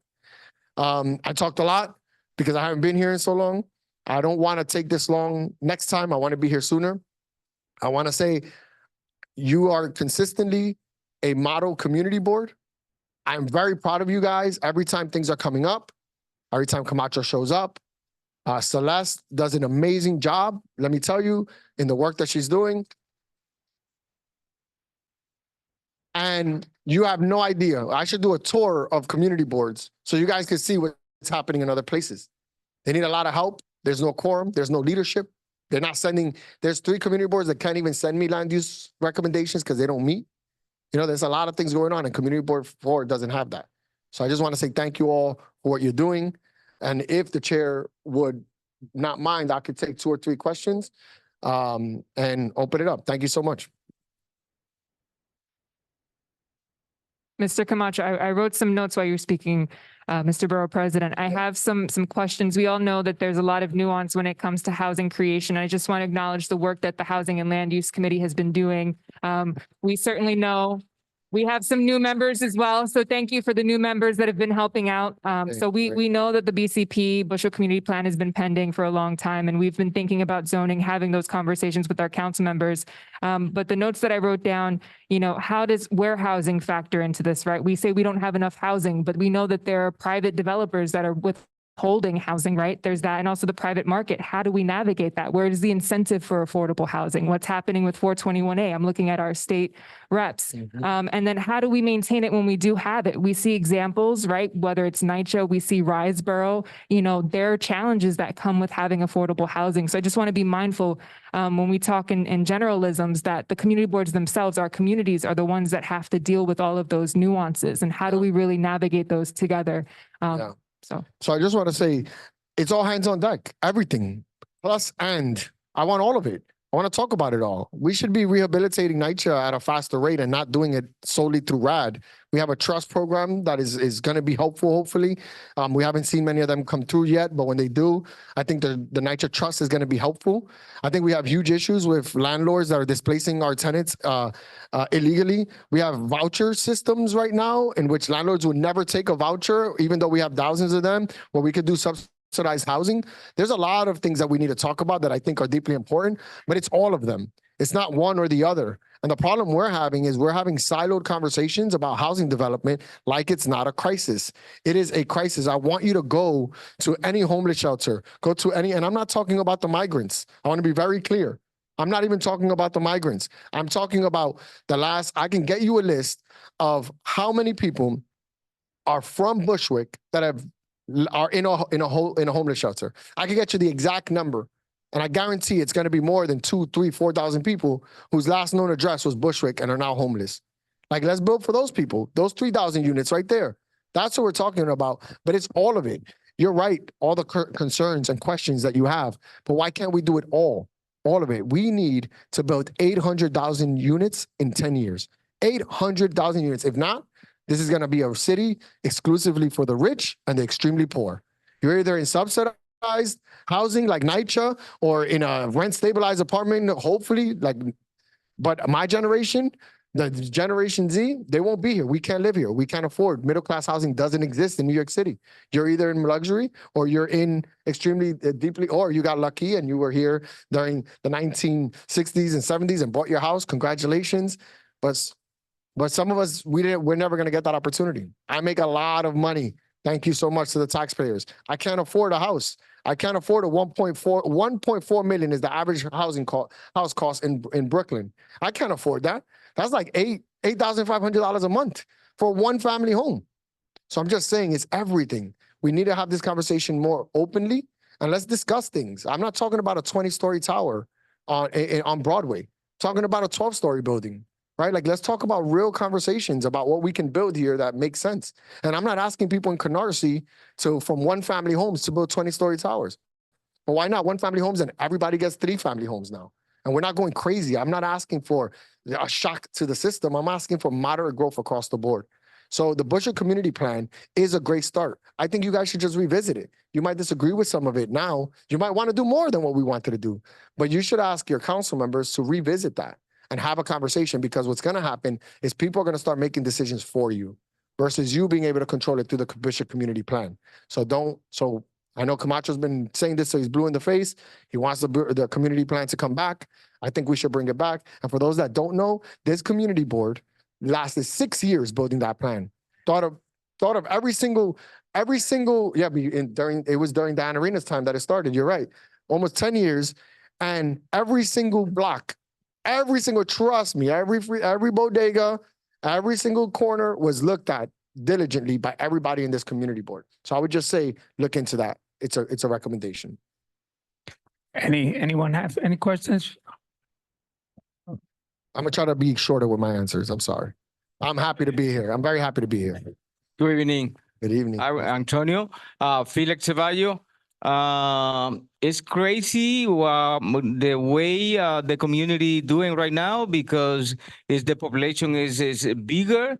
We have also immigrant coming, and I'm glad to hear in the future we're going to have more affordable unit, because that's very important. It's the rent, we can believe how rate is. And also the regular family living all the time here, they have to leave because they can afford it for that kind of rent right now. So my question is true they're going to legalize some basement? The basement can apply for that? Thank you. So the basement situation. So there's a pilot that was put forth. You need 2 means of egress to be able to use a basement as a potential units. The city is looking to the state and the city are looking to streamline a way to legalize basement apartments. And they started in East New York in Community Board 5, not here. And they're doing that pilot program. It hasn't been too successful. They are asking people to do the construction. It costs money and the people don't have it necessarily. So we haven't seen the amount of housing, which is what I talked to you about these type of programs. The city of Yes could produce less housing than just a basement apartment legalization in doing that work, because that should get us more, but it never reaches like the height that you want it to. But they are working on it. It is still a pilot program. It hasn't been as successful as they want it to be, and they're trying to figure out why. Are there too many restrictions? But they still got to keep people safe. They got to figure it out. In East New York, they're only like 20% of Brooklyn is out of like a floodplain, which is another thing. Where you flood, the basement apartments become problematic. They don't want to add walls and regulations that make it too complicated. So it's not straightforward yet. We're almost there. But we're working on legalizing basements still. It's something that we're encouraging. And then the other thing I want to say is it's not just affordable housing. An example, which is important, data, because displacement does happen. We build housing in Williamsburg. They lost 16,000 Latinos in less than 10 years. Displacement is real. So I get the scare, like how we could be scared about building because we could get displaced. In Minneapolis, they built a ton of housing. They build housing faster than anywhere else in the United States. And they're the only city in which they've seen a reduction in rent 3 years in a row is in Minneapolis. Because what they did is that they outpaced the population growth. So we need 800,000 units just to house who is here in New York City over the next 10 years. What they said, they were like, we're going to build 1 million. And with those extra 200,000 units, their vacancy rate went up, which means they have more vacancies. So now the landlords are fighting each other for tenants. They're like, no, you should come here. We'll give you an extra $100 off. Or come here, we'll give you free parking. Or come here, you don't pay light bill here. They're all fighting each other to lower the cost of living so that you can be there. Right now, the vacancy rate in New York City is 1.4%. We're fighting each other for apartments versus the landlords trying to sell us apartments, but not in Minneapolis. The only place in the United States where rent went down, and that happened because they built faster than the people were coming in. So supply and demand was a real thing there. So they're doing more data sets and more studies because that's, I think, the new move is like build faster, and not only in poor Black and brown neighborhoods, build faster everywhere. So we're working on that. Good evening, Mr. Good Borough evening. It's so President. nice to see you. Likewise. I was listening when you said that if people don't make decisions, the decisions are going to be made Yeah. for you. Yeah. And I totally, She said, yeah, and I totally agree with that. And I think that's one of the problems that the community board feels is that we have lost power and we need to be empowered. The people sitting here that come here month after month, that sit on committees and things, they're giving up their time because they are speaking for their neighbors, not just themselves. yeah, And I'll give you an example. Yeah. We sit here, we have a wonderful woman who sits on the committee for liquor licenses. yeah, Bushwick is feeling like we are being inundated with liquor licenses, Yeah. yet we have no real power to say, Yeah. this is not what we want in our community. We know that that is money leaving our community. Mhm. Those people are not creating real jobs for the people here. It was one of the things that I asked when they talked about the presentation for the city of Yes. They gave us like one day. They came and did a Yeah, that's presentation and they want ridiculous. us to vote on it the next day. Yeah, I agree. What is this manufacturing supposed to be about? So one little guy could come and set up a jewelry shop? Mhm. We need real jobs. Yeah. We have a homeless problem here, people being pushed out because they cannot afford the rent. We have working poor.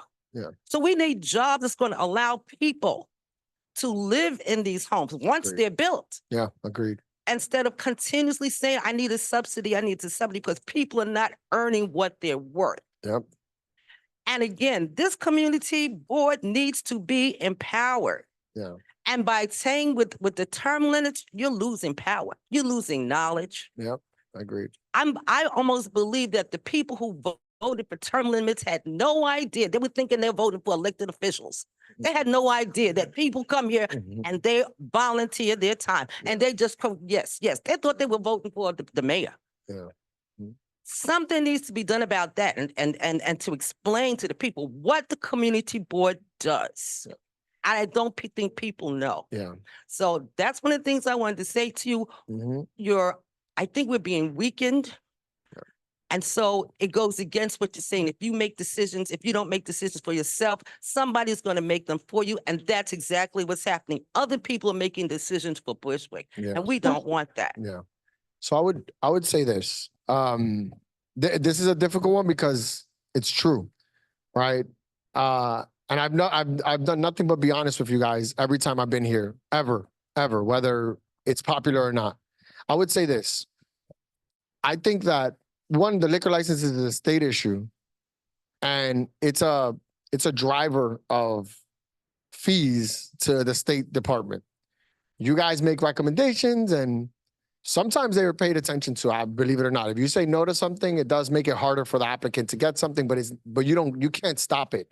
If the liquor authority wants to move forward, they'll go ahead and do that. You can make it more difficult though. Trust me, I've seen the state liquor authority do a really good job at paying attention to community boards when they think it makes sense. But you're right. It is a recommendation that you're making. I would say this on the state liquor authority stuff, it's going to be difficult. Keep doing what you're doing. If you want, Camacho, I told you this before, if it's something you guys are deeply passionate about, specific locations, we can't just have no liquor licenses anymore in Bushwick. We got too many of them. But if it's like this location is problematic, it has a history, you should send me a letter that specifically says, look, we say no, maybe to 10 a month, but this one in particular is egregious or someone we really don't want. And I can double down and be helpful in empowering your voices on that issue. But it can't be a blanket no. It has to be on really bad players that you don't want. You let me know, and I'll be just as active as you are in making sure they don't get their liquor licenses in cases of like that. The other thing is that government and how it works is that government is looking for mitigators. They're not looking for stoppers, right? What the government doesn't want you to do is say no. They want you to say yes with conditions. Like that's how they operate. And once you say no, you get dismissed. You're no longer at the table. You're not at the table when you say no to everything. That's not what people want. They want people that are negotiate. A politician's job, an elected official's job is ultimately to negotiate. It's not to say no. So when a community board is saying no, people dismiss it.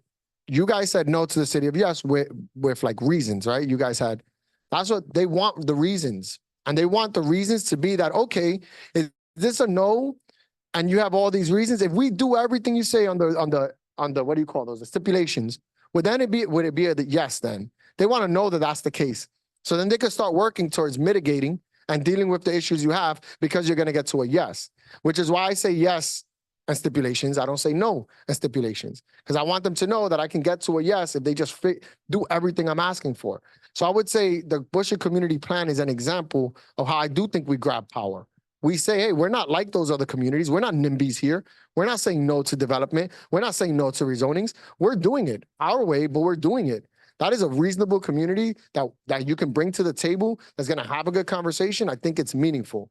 So I would just say, and a more technical thing than it is actual power is when you look to mitigate and negotiate, people keep you at the table. When you say no, the power removes you from the table. Just know that.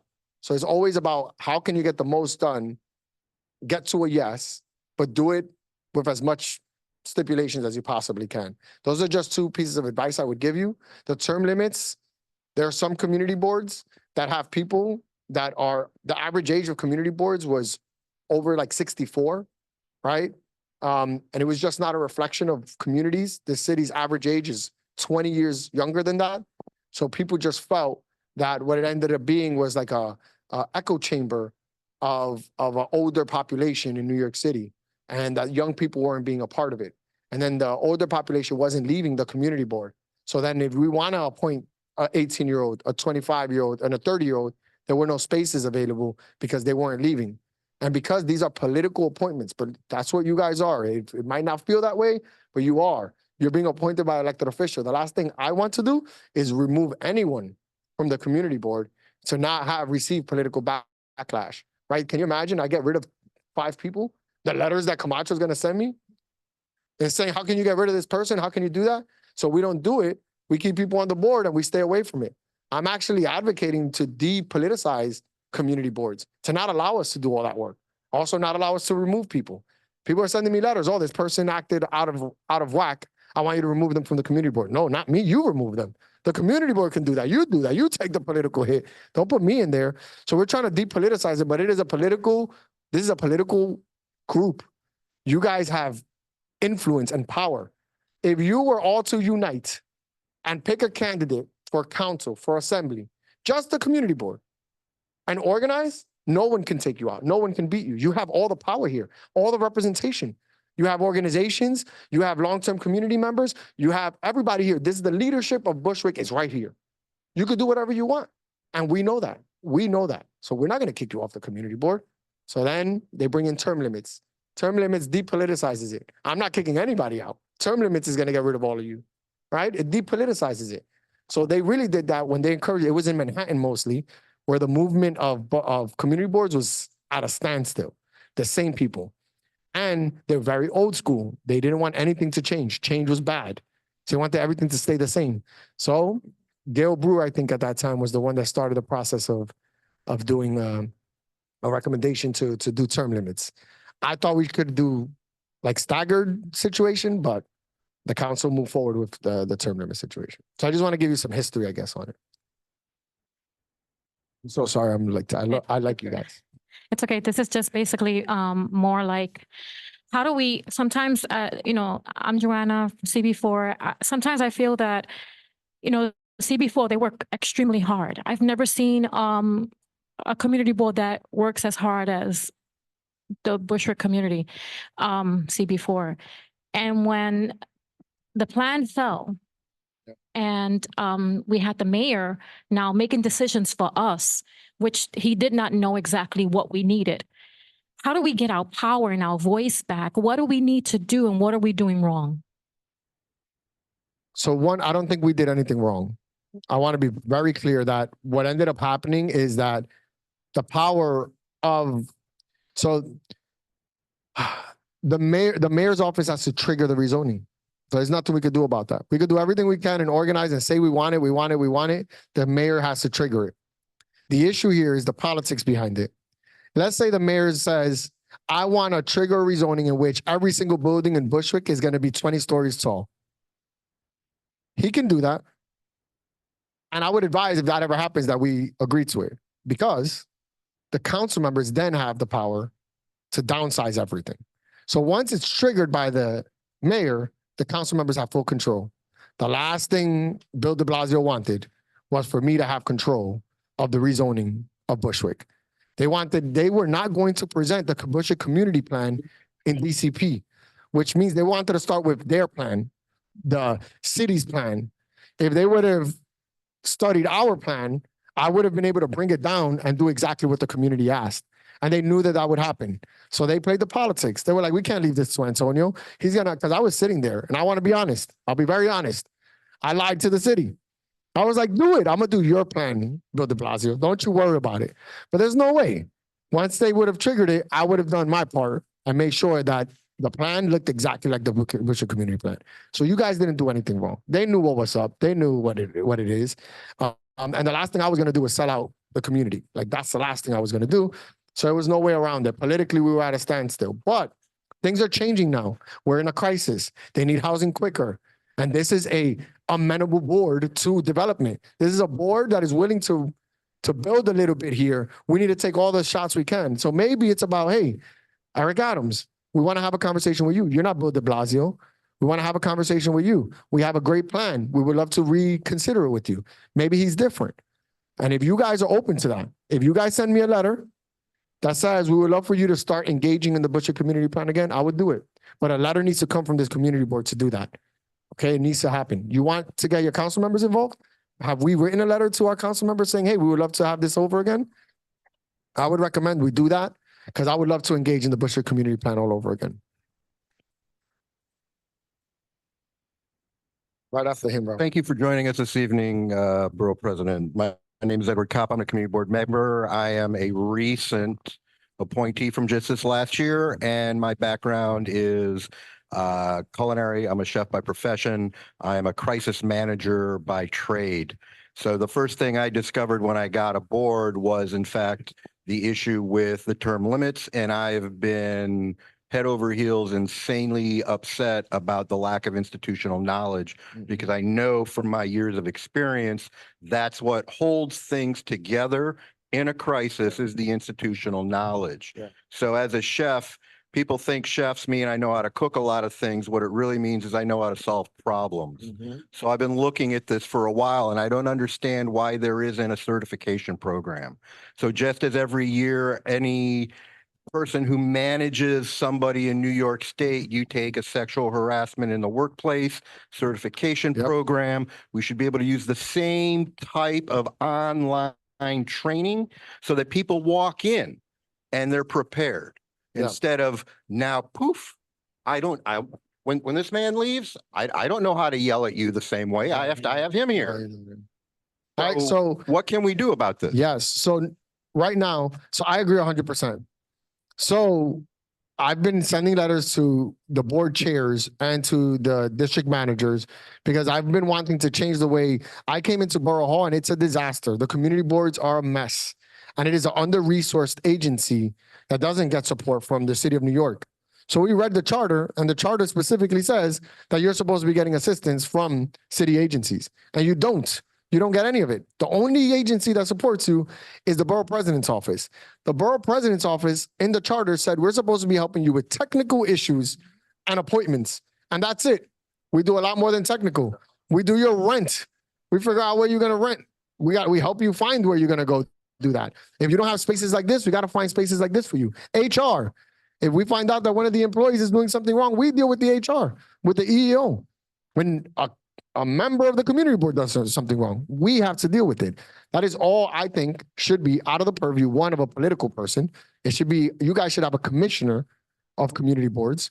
The commissioner should be where all the complaints go regarding everything, should support you with technical issues, should support you with the TV, the Zoom, support you with HR. All that should be done from a commissioner. It should be a commissioner of community boards. That's the first thing. The second thing, orientation. There's no orientation. 50% of the people here have been appointed by me. You got appointed, you came your first day, and that's it. Congratulations, you've been oriented. That's absolutely unacceptable. You need to teach people how to do this job so that you don't spend 3 months learning and wasting time. So we are, I want to start Community Board 4 through the leadership of Celeste and Camacho are starting a program with a pilot that they started, that I don't even know if I should announce, but I'm going to. They're the first ones that are going to be a part of a pilot looking to do an orientation for all community boards. And it's going to start here through her. They're panicking. They're like, we need to teach these folks. So that's a reflection of them, but we're working on it and we're going to use it in Borough Hall for every community board in Brooklyn once it's done. And it'll be an orientation program. The second thing we're doing is we're doing the certification. Sexual harassment, robbery rules of order, the protected categories. I have to sit in front of a computer for 3 hours every single year to do 1, 2 hours for another one, 1 hour for another one. Every year I got to go through it. And it just keeps you, but it keeps you focused on like what you should not be doing and what you should be doing. And it's important because some people come from a different time, say something disrespectful or out of line. They don't even know they did something wrong. And now we got to kick them out versus educating them and informing them that the way they're doing work might not be the way we do it anymore. So we're going to do that too. And every single appointee to the community board is going to have to be certified or they won't be able to be a community board member. But we want to work on that. But I'm doing that as a borough president versus DCAS, who does it for me. When I finish, I finish to DCAS with the number. Instead, you guys are gonna have to send it to me and then I gotta send it to DCAS.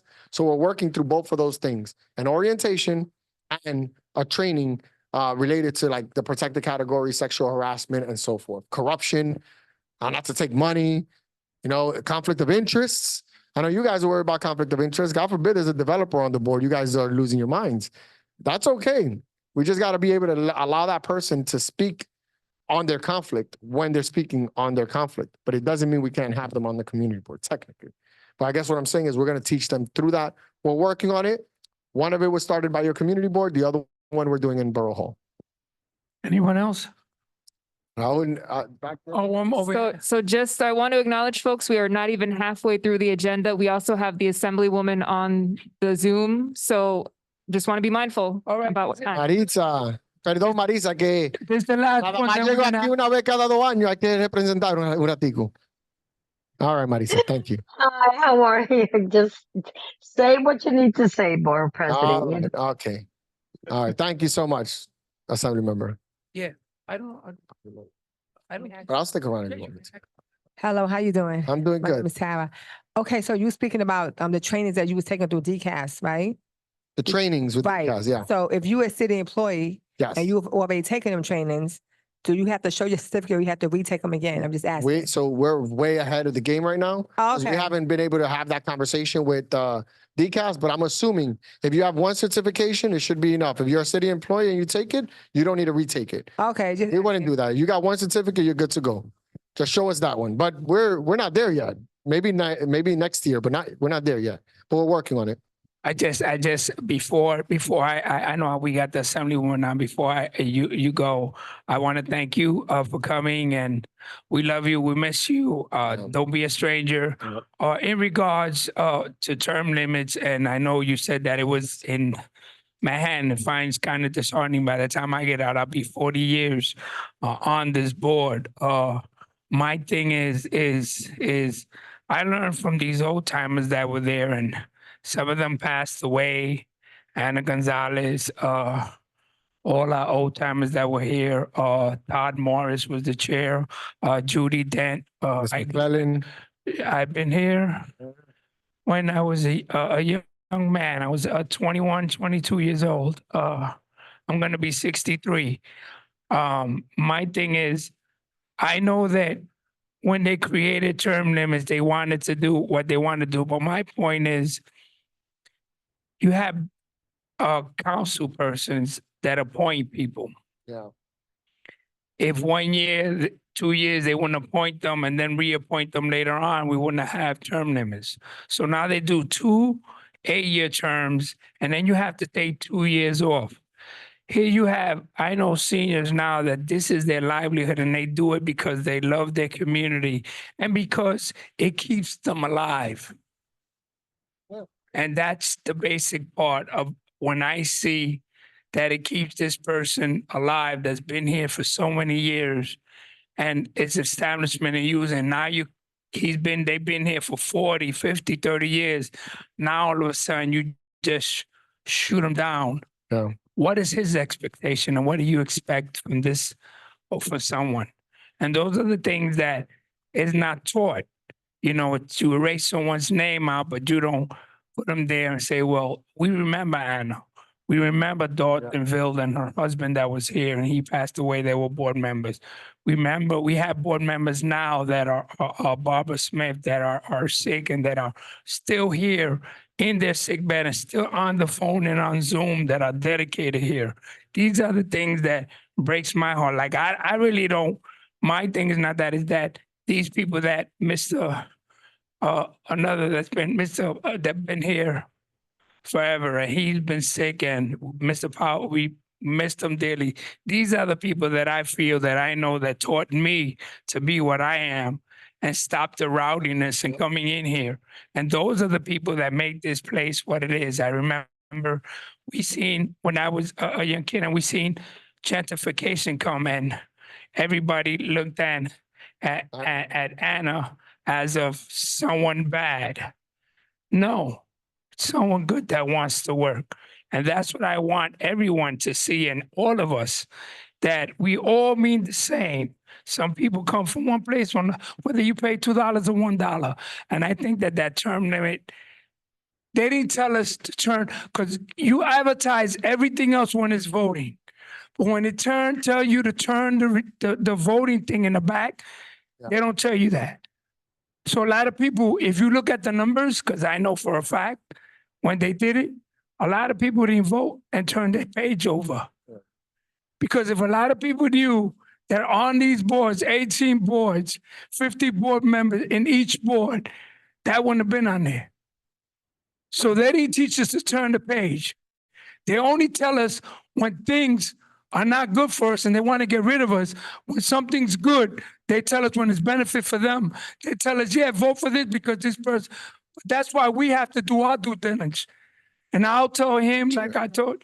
So we really need to work. I want to ask this, Lacey. That was through a charter revision commission. All right. So the next one is like what, 6 years ago, 7 years away? Whenever the mayor wants it. Well, do you think this mayor? You think so I would say this. If you guys don't like it, organize, change it. Let's change it. I don't have a problem if you guys go in there and say, hey, we want to. I don't think you should say no to term limits. I think you should have no but. And it's like, hey, after 2 years, can we get reappointed? And we get a 2-year break. Or is it like after 10 years, you never come back? You forget about everything in the community board? Or is it an opportunity to come back? Just think about compromise, a good compromise. Don't say no. It's like, we're not happy that you're kicking us off, but if after 2 years, knowledge is more valuable, or you can't meet quorum, and all these issues are happening, why not allow us to come back? Make a request. You should organize. Think about it. There's a committee here that does, there's a committee. Do it. And like I told you, you have more power than you think. If you tell your 2 council members, how many council members are in this one? 2? That you're not happy about that, and that your compromise is give us a 2-year break and we want to be able to come back. You think they're going to tell you no? Do you think so? Do you think no, I don't think they're going to tell you no. So I would just say is make the case. Make the case. You guys meet, the chairs all meet to beat me up. Don't beat me up. Write a letter that says you want us to change it. So I would just say organize, because I hear you. I hear you. I think we went a little too far maybe, and we could have had a middle ground that we didn't get to.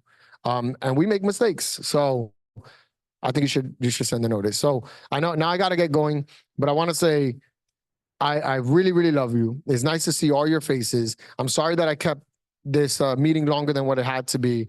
I won't take so long to come the next time that I need to spend an hour standing here talking. I'll be short.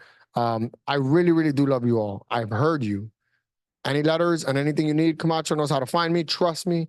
I want to say thank you to all the elected officials and the people that are from home. Wanted to say hi, miss you as well. And Lacey Tauber's here every single month. So she's representative, and she's also doing she interviews everybody that's been in this room. She's probably interviewed you. So be nice to her if you want to stay on the board. Because we almost got rid of Camacho and we couldn't do it. It's like, we got to get rid of Camacho. No, I remember when Camacho first became community board chair. I got to tell you, that was a big day. It was a big day. It meant a lot to him. and he's done a great job in his time since that day. So, all right. I love you, and don't forget to spread love. It's the Brooklyn way. Lo quiero mucho. Thank you. Love you. All right, we will move on to the Assemblywoman. Just a reminder, folks, it is 8:15. 8:15. Assemblywoman, if you have some brief remarks for the board. Oh, hold on.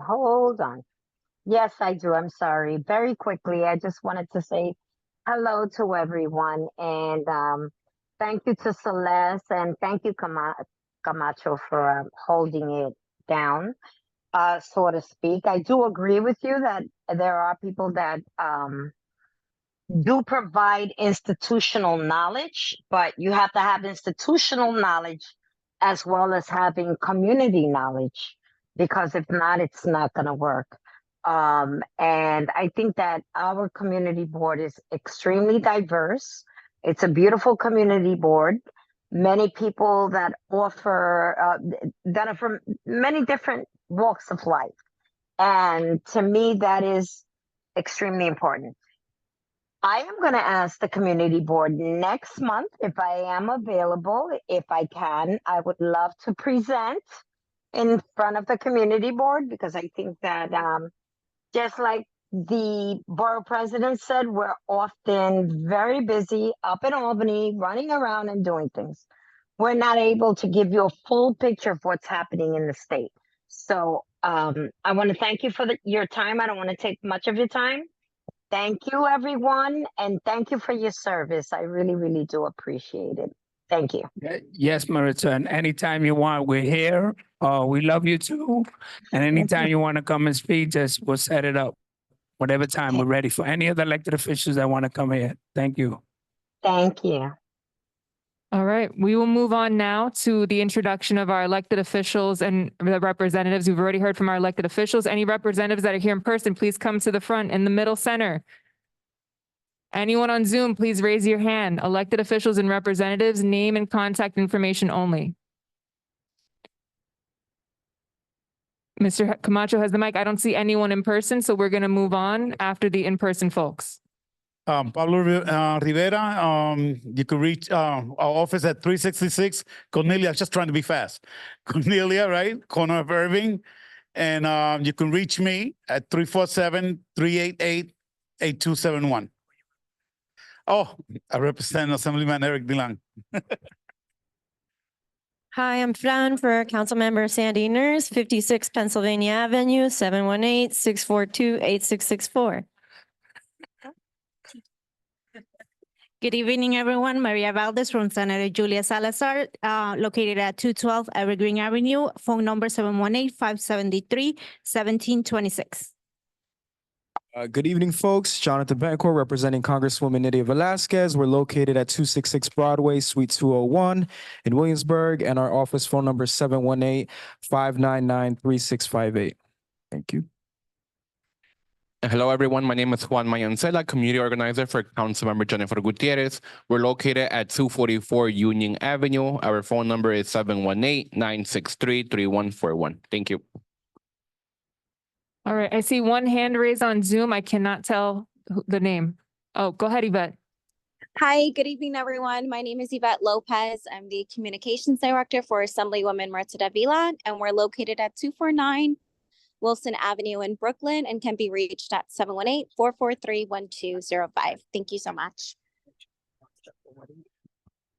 Hi, everyone. I'm David DeRosier with the New York City Commission on Human Rights. We're at 25 Chapel Street, 10th floor. I have some resource lists here, and the borough president talked about vouchers. That's something we specialize in. So please, if you're looking at landlords who aren't accepting vouchers, please give us a call, and I have my card in the back. I'm Julio Madero. I work with Community Dialogue NYC. We are located at 42 Port Avenue in Brooklyn, of course, and our number is 646-598-3254. Any other city agencies or community-based organization representatives? I see no one on Zoom. I see no one in person. We will keep moving. If for whatever reason we missed you, you will have an opportunity during announcements to share more information. We've already heard from the 83rd Precinct, so that will conclude the chairperson's report this evening.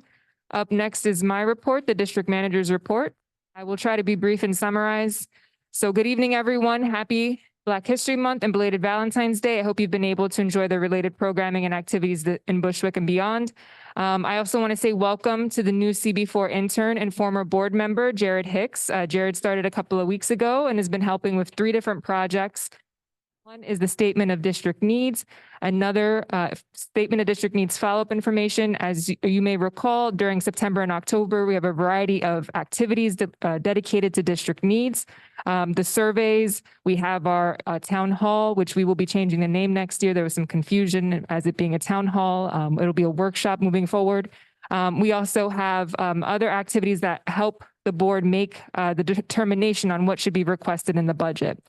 He's helping analyze some of that data, in addition to the data that other board members have volunteered to prepare in response to that process.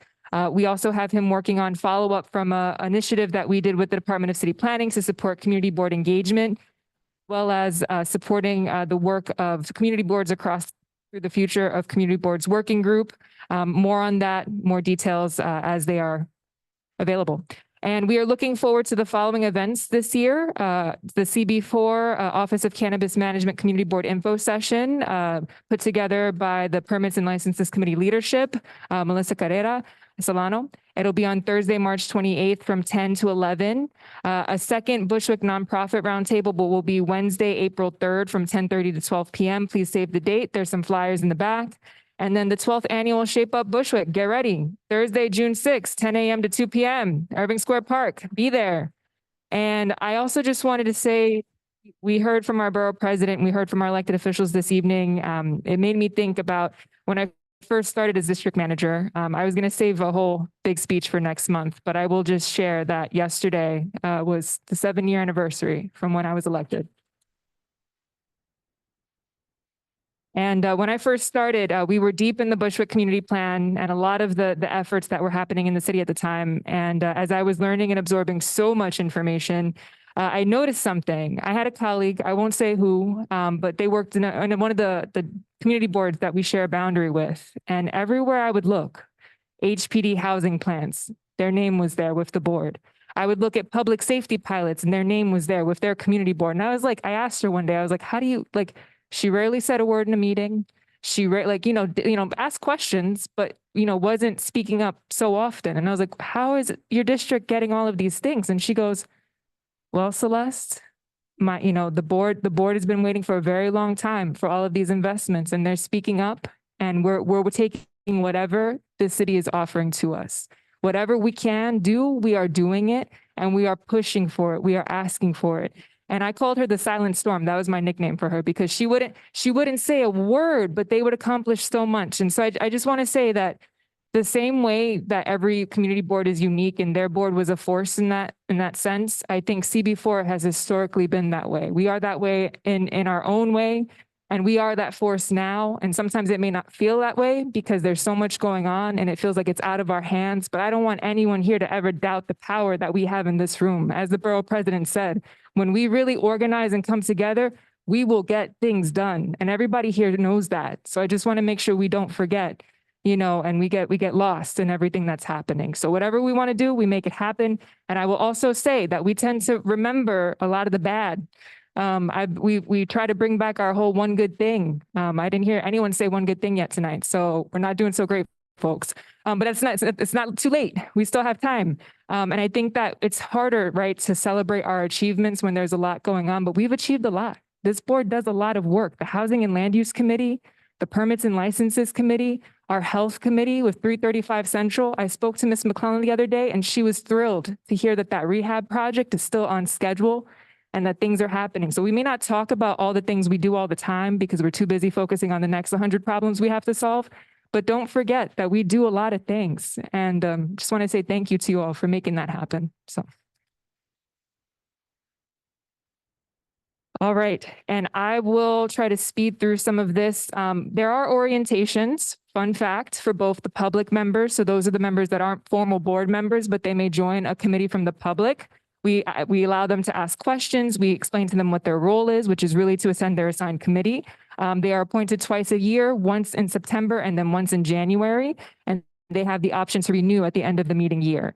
If they do not participate in meetings, they are removed from the committee, and then we continue with business as usual. Let's see.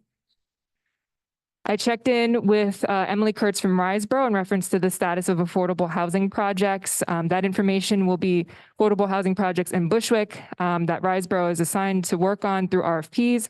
I will be updating the committee during the next housing and land use meeting. And then let's see, Mr. Camacho spoke about the Life Audrey Johnson Learning Center, 272 Moffett Street. The reasoning that we received why it was closed is because there was not enough money. Simply, they could not afford to keep that location open. It closed. It was determined by the Department of Education and School Construction Authority that the facility does not meet the requirements to even host a learning center anymore. There are draining issues, flooding issues within the facility that the landlord has not addressed. There's also, it appears there's no way to continue that lease due to those issues. And so they were seeking to terminate the lease and no longer have a space there, which would make sense since there's no one there and the facility is not deemed to be eligible. We have yet to receive an update on whether they have moved forward with that plan. We will be following up with both Councilmember Nurse's office, who helped host this meeting with the SCA and DOE, and also with the DOE directly. And let's see, we also had a meeting with Gotham Health, the Regional Director of Ambulatory Care, and the COO, Chief Operation Officer, in reference to the Bushwick Communicare closure. Speaking of 335 Central, they are now installing windows, so it does not make sense for patients to be in a space that's actively under construction. They have temporarily relocated to Throop. They have every intention, we made sure, of coming back.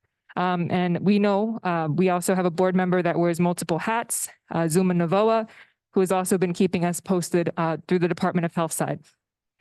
And then I spoke with a PhD student, Brent Friedman from Valdosta University, was interested, had a proposal in doing a cultural analysis for the board.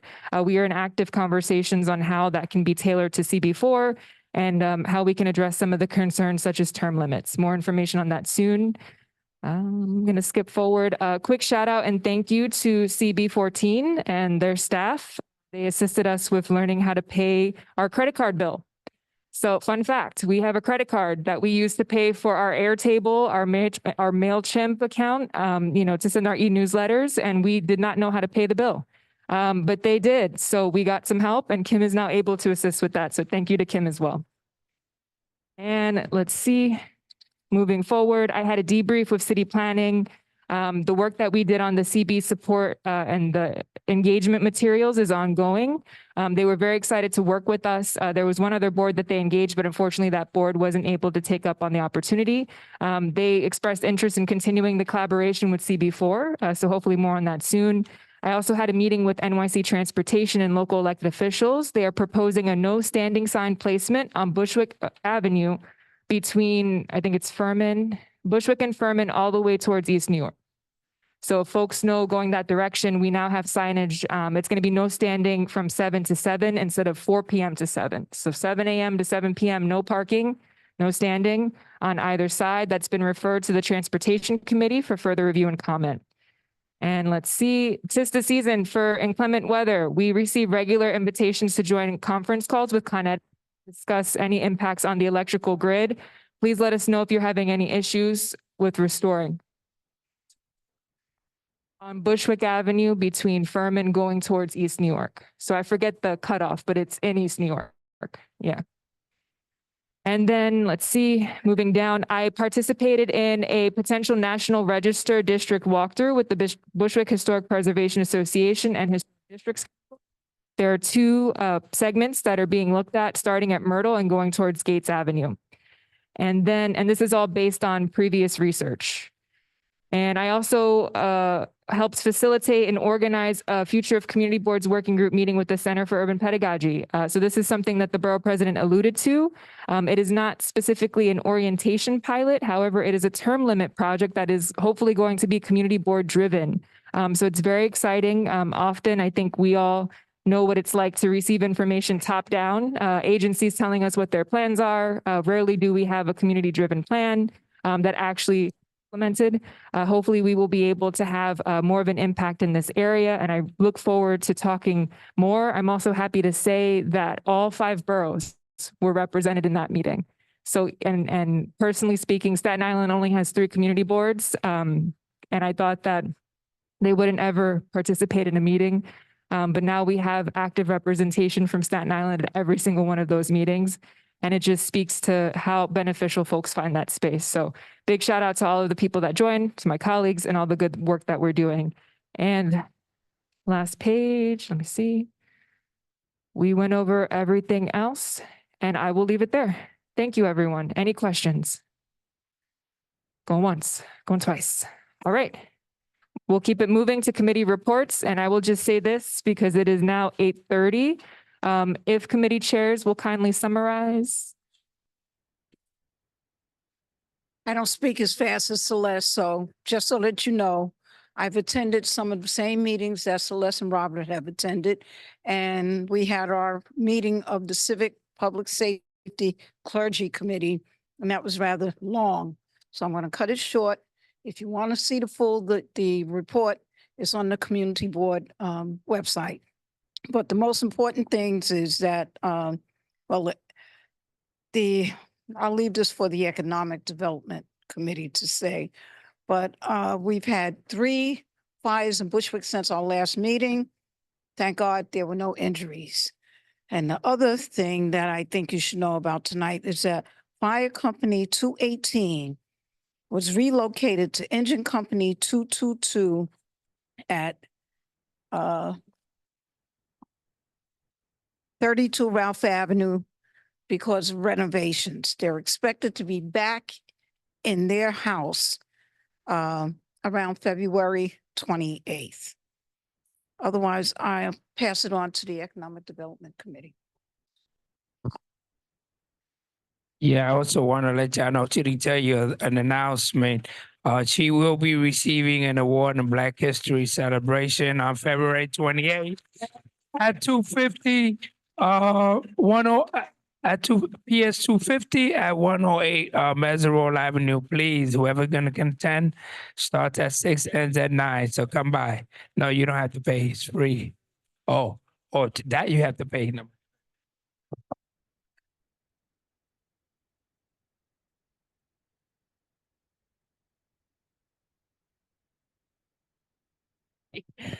Hi, everybody. Ann Guiney, Housing and Land Use Committee. Desmond Monroe Economic Development is out until I believe April, so I will stand in. We had our last, but before I begin, I want to pick up Celeste's one good thing idea. And the one good thing is hearing an elected official give full voice support for reviving both the Bushwick Community Plan itself, but far more importantly, the ideas behind it, the energy behind it, and getting us all together to really work hard on solving a lot of the housing issues around here. So that is my one good thing for the day. And I bet Camacho would second that one. All right, we met on the 30th. As folks remember, we basically the entire meeting continuing to review the City of Yes proposals. As you recall, we voted it down with some stipulations. We are still, and I apologize to this, I don't have my report prepared. We're working through that and we'll get that back out because what we want to do is to do what Councilmember Nurse asked and what the BP suggested is that we let people know not just the things that we don't like about that plan, but the things that we think are valuable and useful and could benefit this community. So that's very much in process and we will share. The next thing is next Tuesday. Please do join us if you can. And there will be 2 interesting things, an affordable housing proposal at 2031 Eastern Parkway. It's very early in the process. And then the Economic Development Corporation will have some representatives there sharing information about a proposed public realm improvements in Broadway Junction as part of that much larger project. So again, in the spirit of keeping it short, that's all, but we will be sharing more from the City of Yes feedback. Thanks. Okay. Thank you. Thank you. And just a point of information. So the board has missed the formal deadline to provide any feedback. So technically there's nothing on the record for City of Yes for economic opportunity right now. The purpose of last month's committee meeting was to have the committee discuss and revise any feedback based on what Mr. Camacho and I prepared, which was included in the notice for tonight's meeting. The committee made a recommendation to separately do work on this and to find out what exactly committee members wanted to see. There was nothing received today. City planning needs some type of information by COB tomorrow, unless the board wants to have nothing on the record for the City Planning Commission. So I would respectfully suggest that the proposed feedback that we prepared at the bare minimum be submitted with a letter acknowledging the board's recommendation from last month. That would be. That's during recommendations. But if there are any other questions or comments on the report or anything housing and land use or economic development related, this is the time.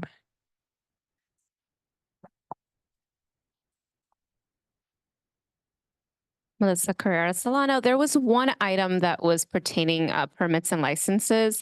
And I haven't connected with you, but I can follow up before tomorrow just to make sure that we're all on the same page. I think it was number 9 on the city of Yes. Sounds good. I will note I will be traveling during the morning, but I should be available in the evening. All right. Yes, with the mic.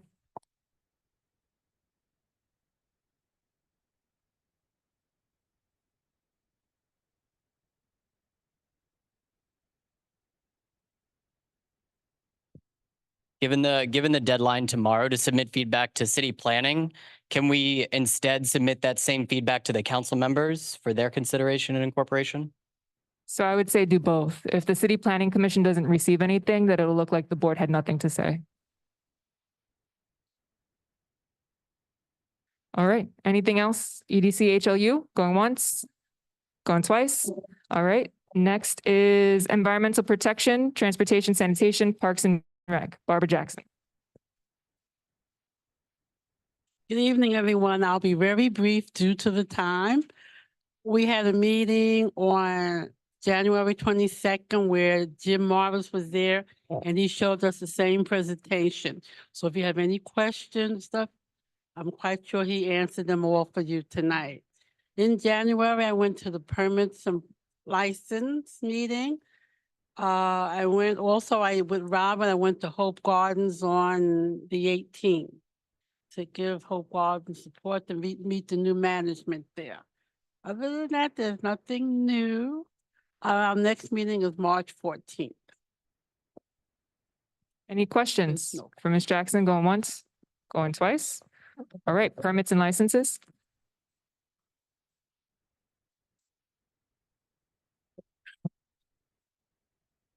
Good evening, everyone.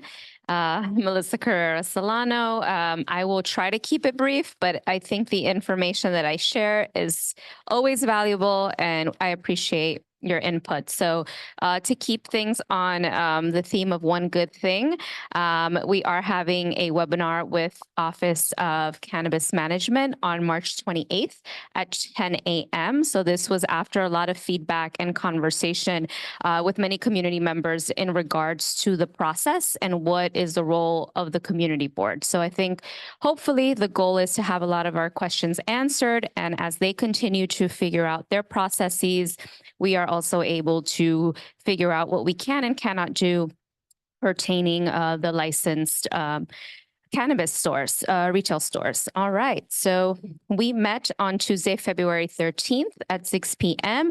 We had a total of 2 new applications. The first was Barbara Jolene LLC. I'm going to just give you address, corners, and hours. Located at 106 Melrose Street, looking for a full liquor license at the corner of Stanwick Street and Evergreen Avenue. Their intended hours of operation were as follows. Sunday through Wednesday from 8 a.m. to 2 a.m. and Thursday through Saturday from 8 a.m. to 4 a.m. And they will not be operating any outdoor space. We reminded the applicant of our stipulated hours being Sunday through Thursday until 12 a.m. and Friday through Saturday until 2 a.m. All amended documentation was due before this general board meeting, but they failed to submit the follow-up documents with amended hours and information. Next up, we have Rico Taco Corp. located at 123B Wyckoff Avenue, looking for a beer and wine license. This is on the corner of Stockholm Street and DeKalb Avenue. This is right next to the longstanding Chinese restaurant on the corner of the train station. So they have been operating for quite some time, since 2019, and their intended hours of operation are 7 days a week, 12 p.m. to 12 a.m. And we had two corporate changes to existing licenses. One is for El Amaranto Corp. located at 887 Hart Street, a full liquor license. And this was just an update on a corporate change. They had a business partner fall through, and they no longer wanted to be involved with the business. So the applicant came forward to let us know that they would be taking on sole ownership of this establishment. And then we had an alteration to 713 Bar Inc., Carmelo's, located at 1544 DeKalb Avenue, which has a existing full liquor license at the corner of Wyckoff and Irving Avenue. As many of you know, this establishment has had a history of complaints and issues with community. We've received good updates from the owner, Matthew Weber, on behalf of what they've been doing to put in place systems and security to ensure that they are trying to get their act together.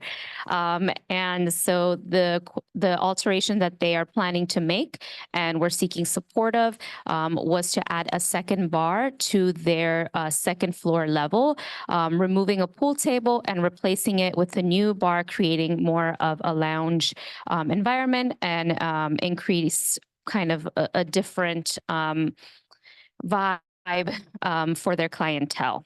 And there were no recommendations on their hours or anything like that. Like I said, this was an alteration and corporate change applicant. Next up, we had two new cannabis retail license applications to review. The first was for YOLO LLC, located at 203 Knickerbocker Avenue, a new establishment seeking an adult use retail dispensary. Their hours of operation were Monday through Thursday from 10 a.m. to 10 p.m., Friday through Sunday from 10 a.m. to 12 a.m. And we informed the applicants of the stipulated hours of operation as per the OCM's regulations are 70 hours per week. And we asked them to provide amended hours, and they did not provide amended hours before this meeting. We then had Baked Daily, located at 237 Starch Street, a new micro business. So they're located between Irving Avenue and Wyckoff Avenue, across the street from Turk's Inn and a couple of other establishments on that strip. They are already in existing gallery space where they already host educational events for card license holders. Their intended hours of operation are Monday through Saturday from 10 a.m. to 8 p.m. and Sundays from 10 a.m. to 6 p.m.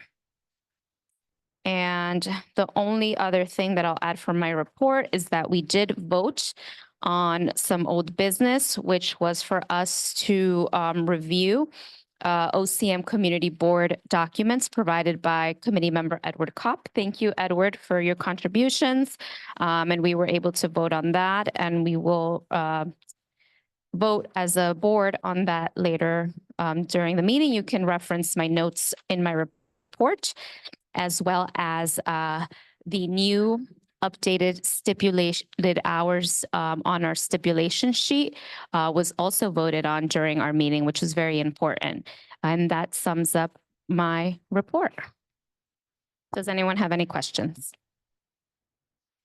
Going once, going twice. Anyone on Zoom? All right. Next is Shape Up Bushwick Planning. James?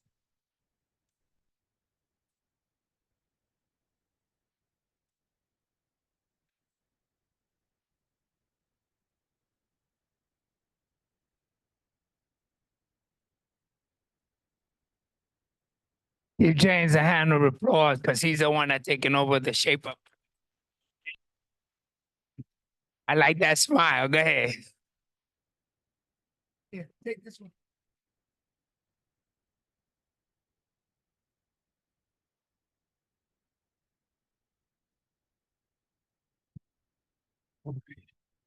Good evening, everyone. Just wanted to tell you about the Shape Up Bushwick. It is going to be on Thursday, June 6th from 11 to 2. And so we had our first planning meeting a couple of weeks ago. And so we're off to a good start. Our next planning meeting is on Thursday, February 29th at 3 p.m., Celeste? At 3 p.m. And so we're excited about Shape Up Bushwick and us doing the event this year. Thank you, James. All right, next we have recommendations, and we will start with Parks. So we have the presentation, the public hearing item from earlier this evening. Was there a committee recommendation, Barbara? Madam Chairperson? If I'm not mistaken, I think we approved it, right? All right, the committee made a recommendation to approve both the design for the playground and the dog run.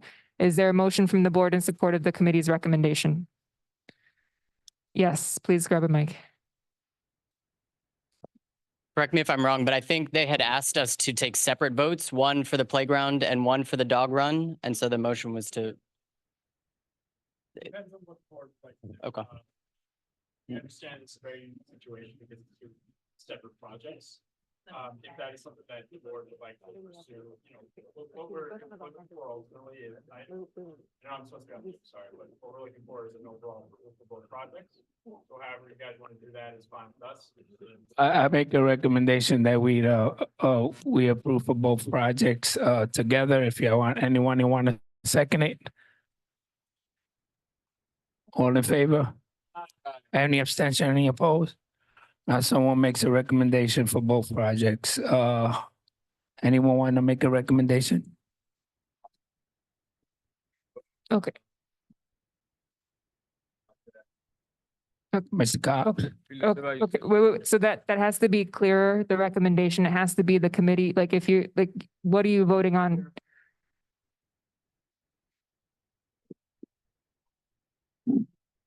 Of the committee's recommendation. All right, Edward Kopp makes the motion, Felix Ceballos seconds, all in favor? Any opposed, any abstentions? All right, so moved. Moving on now to economic development plus housing and land use, the feedback that was shared during last month's meeting and also in the attachments for the meeting materials this evening. Is there a recommendation?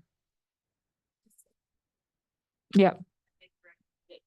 Recommendation to submit that material to city planning tomorrow and then expanded specific materials to the council. Is there a second? Melissa Carrera Solano seconds. All in favor? Aye. Any opposed? Any abstentions? So moved. Moving down to permits and licenses, we have SLA recommendations first. Is there a motion to blanket the recommendations first? There were just two, right, Melissa? Yeah, there were just two. Do we want a blanket vote on these? Board two? members, Take a blanket vote on the SLA applicant. all in favor? Aye. Any opposed? Any abstentions? So moved. And then the recommendations, Melissa will read them again. So the recommendations are as follow, for Barbara Jolene, motion to approve and to vote in approval of establishment with the amended hours to reflect Sunday through Thursday until 12 a.m. and Friday through Saturday until 2 a.m. And clarification of business operations relating to the specific hours for cafe, bar, tavern hours, and with recognition of stipulations in place. I make a recommend. Oh, yeah, and then for 123 Wyckoff Avenue, a motion to approve with amended contact information to include acting managers on site and recognition of stipulations in place. That summarizes the recommendation for both. I move to we approve both recommendations on these two applicants. Okay, Mr. Camacho makes a motion, second by Zach Hendrickson. All in favor? Aye. Any opposed? Any abstentions? So moved. All right, OCM, is there a motion? Oh, thank you. Any other abstentions? If you're on Zoom and you don't say your name, I can't hear you. Oh, All right. we need the two alteration and corporate change as Okay, well. there were recommendations on those as well? Yes, Okay. yeah. Okay, everything should have been read together for blanket, but continue. For all of them, because they weren't all the The blanket SLA vote ones. was to blanket all of the SLA recommendations. okay. So technically, we just voted on just two. Just Now we two, have to yeah. do another vote. So, but go ahead. Okay, apologies, because I separated them. This is to approve the establishment, ownership change, as well as the additional bar for 237, hold on, 154 DeKalb Avenue with stipulations in place. That's it. Apologies. Is there no approval for the corporate change since, Both approval. but was that just, you read both the alteration and the Yes, corporate the change? alterations and corporate change. Okay, so is there a motion from the board in support of the committee's recommendation for both of these? Okay. Barbara makes a motion, second by Mr. Fowler. All in favor? Any opposed, any abstentions? So moved with one abstention, Stephanie Anderson. Okay, and OCM recommendations? Is there a motion for a blanket vote? Take a blanket vote on OCM recommendation. Edward Cobb makes a motion for a blanket vote. Is there a second? Felix Ceballos seconds. All in favor? Aye. Any opposed, any abstentions? So moved. And Melissa? So the recommendation are as follows for YOLO LLC at 203. In support of this establishment with amended hours to reflect Sunday through Thursday until 10 p.m. and Friday through Saturday until 12 a.m. And Baked Daily, new micro business support with OCM guidelines in place. Is there a motion from the board? Okay, second. Raul Rubio seconds. All in favor? Any opposed? Any abstentions? So moved. Are there any other recommendations this evening? There were Raul? the stipulations for hours were not, The- sorry. the- It was Yeah, everything should have, okay. well, it's for the committee. It's not for For the- OCM or SLA. But okay, it's just the hours. Got it. Go Yeah, yeah. ahead. So this is a motion to blanket vote the approval of our OCM Community Board requirement language document to be included in the CB4 cannabis license application questionnaire, as well as the updated stipulation sheet for CB4 licenses, section 4.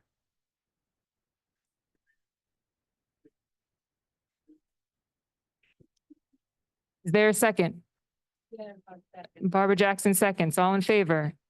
Any opposed? Any abstentions? Okay, one moment, please. I got Zach. Who else has abstained? Ms. Spellin. Anyone else? Anyone else abstained? So moved. All right. Any other recommendations? Raul?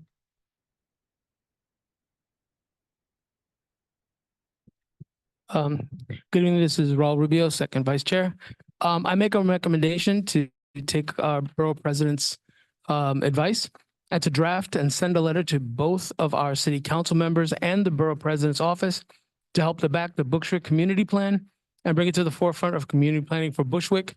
We haven't officially ever put that plan down, and I'm surprised Camacho didn't whip out the one he usually carries with him that he shows off at our meetings. This is definitely something that we've always been asking for. And if our borough president is going to walk in here and say that he's willing to back our plan, that we need to call him at his word, and there's no reason to waste any time. So I want to see if we can get that done.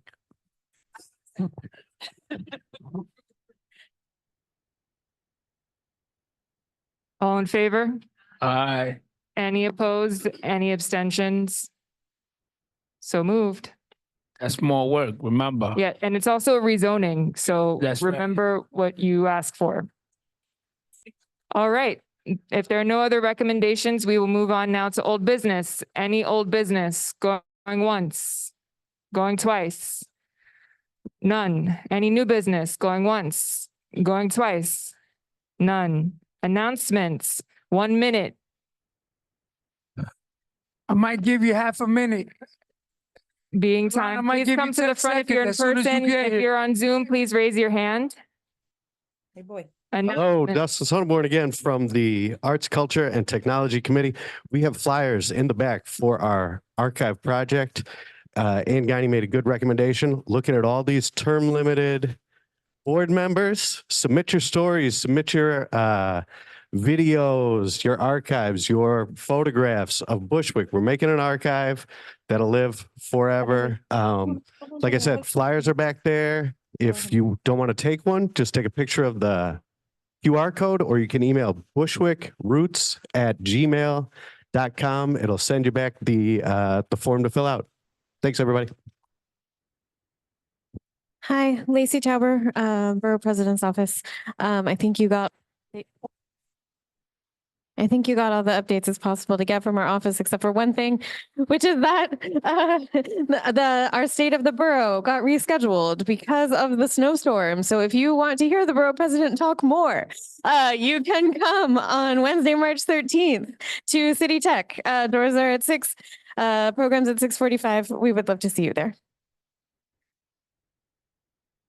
Hi, good evening, everybody. I'm very happy to be here with you guys. This is my first community meeting. My name is Melanie Ayala, and I just got a new job working for a nonprofit organization called Grow Up, Grow Out.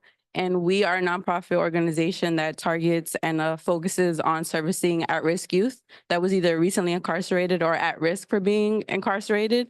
So I got appointed for the Bushwick location. However, we are so new that we don't have a location. So I am here looking for any collaborations that anybody would be open to. We are looking to pay to collaborate with a space to house us for a couple or a few days a week, where we could hold workshops, safety meetings, job detracement programs, so that the youth can have access to this to make a positive pivot in their life. I'm happy to collaborate with anybody. Since I'm so new, I don't have a business card yet. So if you guys would love to collaborate, I would love to take some business cards for you guys and just kind of grow with you guys, and happy to be a part of the community. I grew up in Williamsburg, but I always kind of lived here. I was a part of the displacement community. So I'm happy to be back here and doing important work here with the youth. So thank you so much for your time. Yeah. My personal number, we can exchange. My personal number, 832-785-6663. My email address is my first and last name, Melanie Ayala, MELANIEAYALA, and the number is 1013@gmail.com. Thank you so much for your time. Fran from Councilmember Nurse's office. You know me well. Lots of updates. HRA is coming to our office with the Fair program. Sign up at our office on March 8th. That same day, we're going to have the Department of Buildings also available for questions and helping with vacate orders, stop work orders, etc. And then March 1st, family law clinics. They will be confidential with the Domestic Violence Project, also at our office on Friday, March 1st.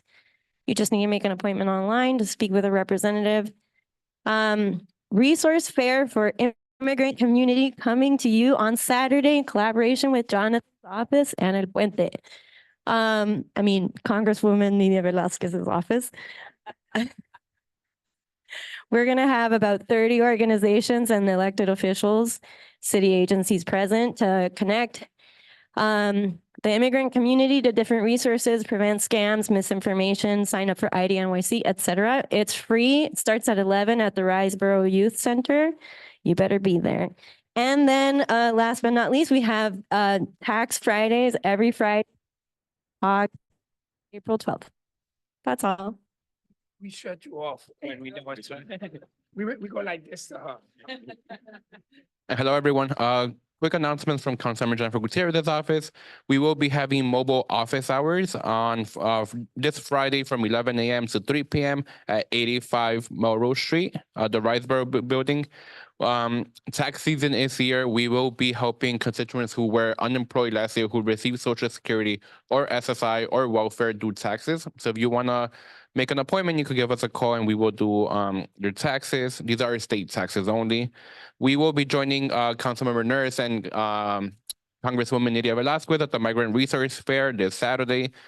10 months of senior house applications are open. We are asking if anybody wants to apply. You could stop by our office on Thursdays from 11 a.m. to 3 p.m. and somebody from CUF could help you out doing the affordable housing applications. And finally, our office is still leading the North Brooklyn Housing Task Force, working with other elected officials and agencies and organizations to protect tenants and bring them repairs that they need. So if anybody has any housing issue, please let us know. I'm happy to work with you. Thank you. Good evening, folks. Happy Black History Month. A couple of updates from Congresswoman Nydia Velasquez. So HEAP is a federally funded program to help homeowners, low-income homeowners and renters heat and cool their homes. That application is open right now up until March 15th or until funds exhaust. So please check it out and apply. You can apply on Access HRA. Speaking of federally funded programs, the Affordable Connectivity Program is a program that assists people to lower their internet bills. It's actually assisted 23 million people across the country, 77,000 people here in our district. It's helped save over $37 million for people. But the funding is set to sunset in April. So the Congresswoman and other members of Congress are sponsoring this bill to extend funding. So it's something we're keeping an eye on. Also, postal issues. I know we've all been experiencing postal issues, right, Mr. Camacho? We actually work with the board. Celeste has sent over a couple of folks that have complained about the postal issues, but it's not just here, it's all across the district. The Congresswoman is actually going to be meeting with the post office, the U.S. Post Office, Postal Service, and we'll continue to advocate for postal patrons. Lastly, I just want to mention we are partnering with Assemblywoman Davila to host a Black History Month celebration, and we will be honoring none other than CB4's own Miss Annette Spelling. So yeah, that's all the updates from me. If you need assistance with any federal agencies, feel free to contact us at 718-599-3658 or visit our website, velasquez.house.gov. Thank you. I gave you a couple of minutes, all right? I gave you a couple, because I was gonna shut you off over there. I was going Good evening, everyone. My name is Raphael Schweitzer. I was a community organizer in the Bronx for about a decade, and I have now, my new passion project is highlighting and preserving small businesses that are at risk. And one of those is the comic book store. So who here used to or currently does go to comic book stores? Show of hands. Oh, look, there we are. So I have curated, as they say, a list of all of the comic book stores in the 5 boroughs. It is at the back table, urging people to go out and support these stores. If you go to a comic book store but would like to branch out and get out of your comfort zone, go to Pinocchio Comics on McDonald Avenue, the oldest comic book store in the 5 boroughs, 1979. So I'm time limited. So when the spring and summer comes, I will be doing events. An actual tour without tourists, us, we're the tourists. And you will be apprised of those if you email the email on the bottom of it. But the brick and mortar shops, they're really at risk. Commercial businesses don't have a right to a lease renewal, no matter how long they've been there.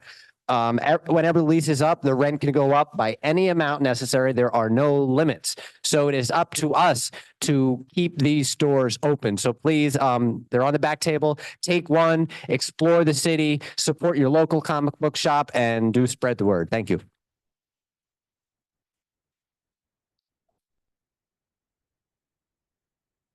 Good evening. Nalisha from Riseboro Community Partnership here. We have planned a spring community cleanup series along Bushwick's busiest commercial avenues. So Knickerbocker Avenue, Irving, Wilson, Wyckoff, all of them on the first Saturday of every month, beginning next month, from 10 a.m. to 2 to 12 p.m. You can find us if you want to come volunteer with us, bring a buddy, bring a kid, your kid, don't bring kids alone. But we'll have this. So I left a few flyers there. You can scan the QR code to RSVP, or you can just come find me and I'll get you signed up. Thank you. Good evening. Message from the Senator Julia Salazar. Unfortunately, she couldn't make it, but she sends this message about the Senate passing a package of storm recovery bills. One is a flood insurance investigation bill, which directs the Department of Financial Services to conduct a comprehensive study on private flood insurance, including the affordability of insurance premiums and ability of flood insurance coverage to our constituents. Another bill is S 3335 in the package that creates a dedicated Office of Flood Prevention and Mitigation, which will be tasked with coordinating existing state work on flooding, supporting the city efforts to prevent and mitigate flooding, and researching flooding impacts and mitigation in New York. Also, we're having events February 27th from 10 a.m. to 3 p.m. at our office, 212 Evergreen Avenue, with the Department of Buildings. We will also have the Fair Fairs event March 5th from 10 a.m. to 3 p.m. at Williamsburg Community Center. We will also have the Department of Finance at 1474 Gates Avenue, Thursday, March 7th from 5 p.m. to 8 p.m. I have the flyers on the back. Good evening, everyone. Christopher Graham, CB4. How's everybody? So I'm here to talk about, share the information rather about the Growing Forward, our college tour, which will take place this year. April 21st to the 27th. We are now in our 25th year. And this year we actually have another student who will be graduating from Bushwick as a result of our tour. And we just want to spread the word. So the next workshop is coming up this March 9th. And we do understand that college is not for everybody, but education is. And so there are alternatives to college. So this workshop will be people talking about trades, plumbing, electrician, and those who actually went on the tour and found that the college wasn't for them. So they actually, some of them ended up in the military. And so on those workshops, it's good because, to young people, we seem old, but what it is that the youth, we are, the youth, they're speaking to their peers. And so a lot of times when you're coming out of high school, you don't know which way to turn. And so it's best that you hear from somebody who's very closer to you in age as to what you can do. So again, that workshop, the next workshop is scheduled for March 9th. I have the information, the QR code you can scan, and the college tour is in April. That's the week they're on spring break. Thank you very much. Hi, everyone. Zach Hendrickson, CB4 member. I'll keep this short, but as you all have maybe heard me say a couple of different times, it's budget season in city council. And, we often rely on city agencies. Like that is our primary form of power, is to advocate city to do things for us. But if all of our city agencies are being defunded and cut to Smith, then how are they supposed to help us even if they wanted to? So I want to let everyone know that there's going to be a major launch of the People's Plan budget campaign happening March 6th at 11 a.m. at the Tweed Building on 52 Chambers Street in Manhattan. I know it's outside of our neighborhood, but I want you all to know that this launch of this campaign is happening to advocate for care, not cuts. And it's the beginning of what will be a months-long campaign happening all across the city. So if we care about getting resources for our neighborhood, we also have to make sure that we're putting pressure on our elected officials and on the mayor to make sure that they do right by all the people around us. So yeah, March 6th, 11 a.m., Tweed Building. This is Celeste. There's one person on Zoom. Who is it? It's Go me. ahead, Cecilia. Go ahead. Yes, I am Cecilia Fabian, CB4 member. I am a founding mother of Lambda Theta Nu, first predominantly Latin sorority in the nation. I also serve as advocate at the Young Center for Immigrant Children's Rights. I'm founder and creator of my own brand, Chila for Fun, which is an handmade crochet and knitwear. It is eco-friendly with the purpose to stop pollution and exploitation. I'm inviting you all to visit and shop at my studio in showroom at 963 Bushwick Avenue, Tuesday through Sunday from 12 noon to 8 p.m. At my studio, I work as a youth mentor. I provide modeling and runway training, photography and film workshops, as well as makeup artist and wardrobe stylist training. I feel free to contact me at 347-423-4679 or direct message me on Instagram or any social media engine under Chila for Fun. I'm always open to collaborate. I know there were some people out there talking about collaboration with the youth, so contact me. Thank you. Have a great evening. Thank you. That concludes announcements for this evening. We will move on now to the second roll call. Board members, please be ready. Tashana Wade. Present. Good night, Jerry everyone. Valentine. Present. Have a good night. Ben Tucker. James Stewart. Annette Spellin. Dustin Sonborn. Maria Soler. Barbara Smith. Bernardina Shell. Eliseo Ruiz. Raul Rubio. Zuma Navoa. Desmond Monroe. Mary McClellan. Raman Mama. Christine Malden. Edward Kopp. Nicholas Kaplan. Para Jones Thomas. Hold on, I just. Virgie Hold on, Jones. hold on, Maxie, hold on. Kaisha Johnson. Barbara Jackson. Tanisha Honeygan. Present. Good night. Zachary Hendrickson. Ann Guiney. Christopher Graham. Joanna Fuentes. Freddie Fowler. Cecilia Fabian. Present. Alvina Davis. Andrew Choi. Christian C. Tate. Felix Ceballos. Melissa Carrera Solano. Robert Camacho. Raul Brown. Present. Makiba Brown Elaine. Joshua Brown. Present. Good night. Joanna Bennett. Stephanie Anderson. Isa Abni. Motion to adjourn. Z Novoa present. Celeste. Okay, I got. Oh, Thank you. So I didn't hear, I need one name. Alvina Davis, is there a second? Raul Rubio, all in favor? Aye. Any opposed, any abstentions? So moved at 9:12. Did I miss my name? You did. Sorry, I was here though. Okay, you always have to stay, I can't mark you present. Yes, okay, thank you.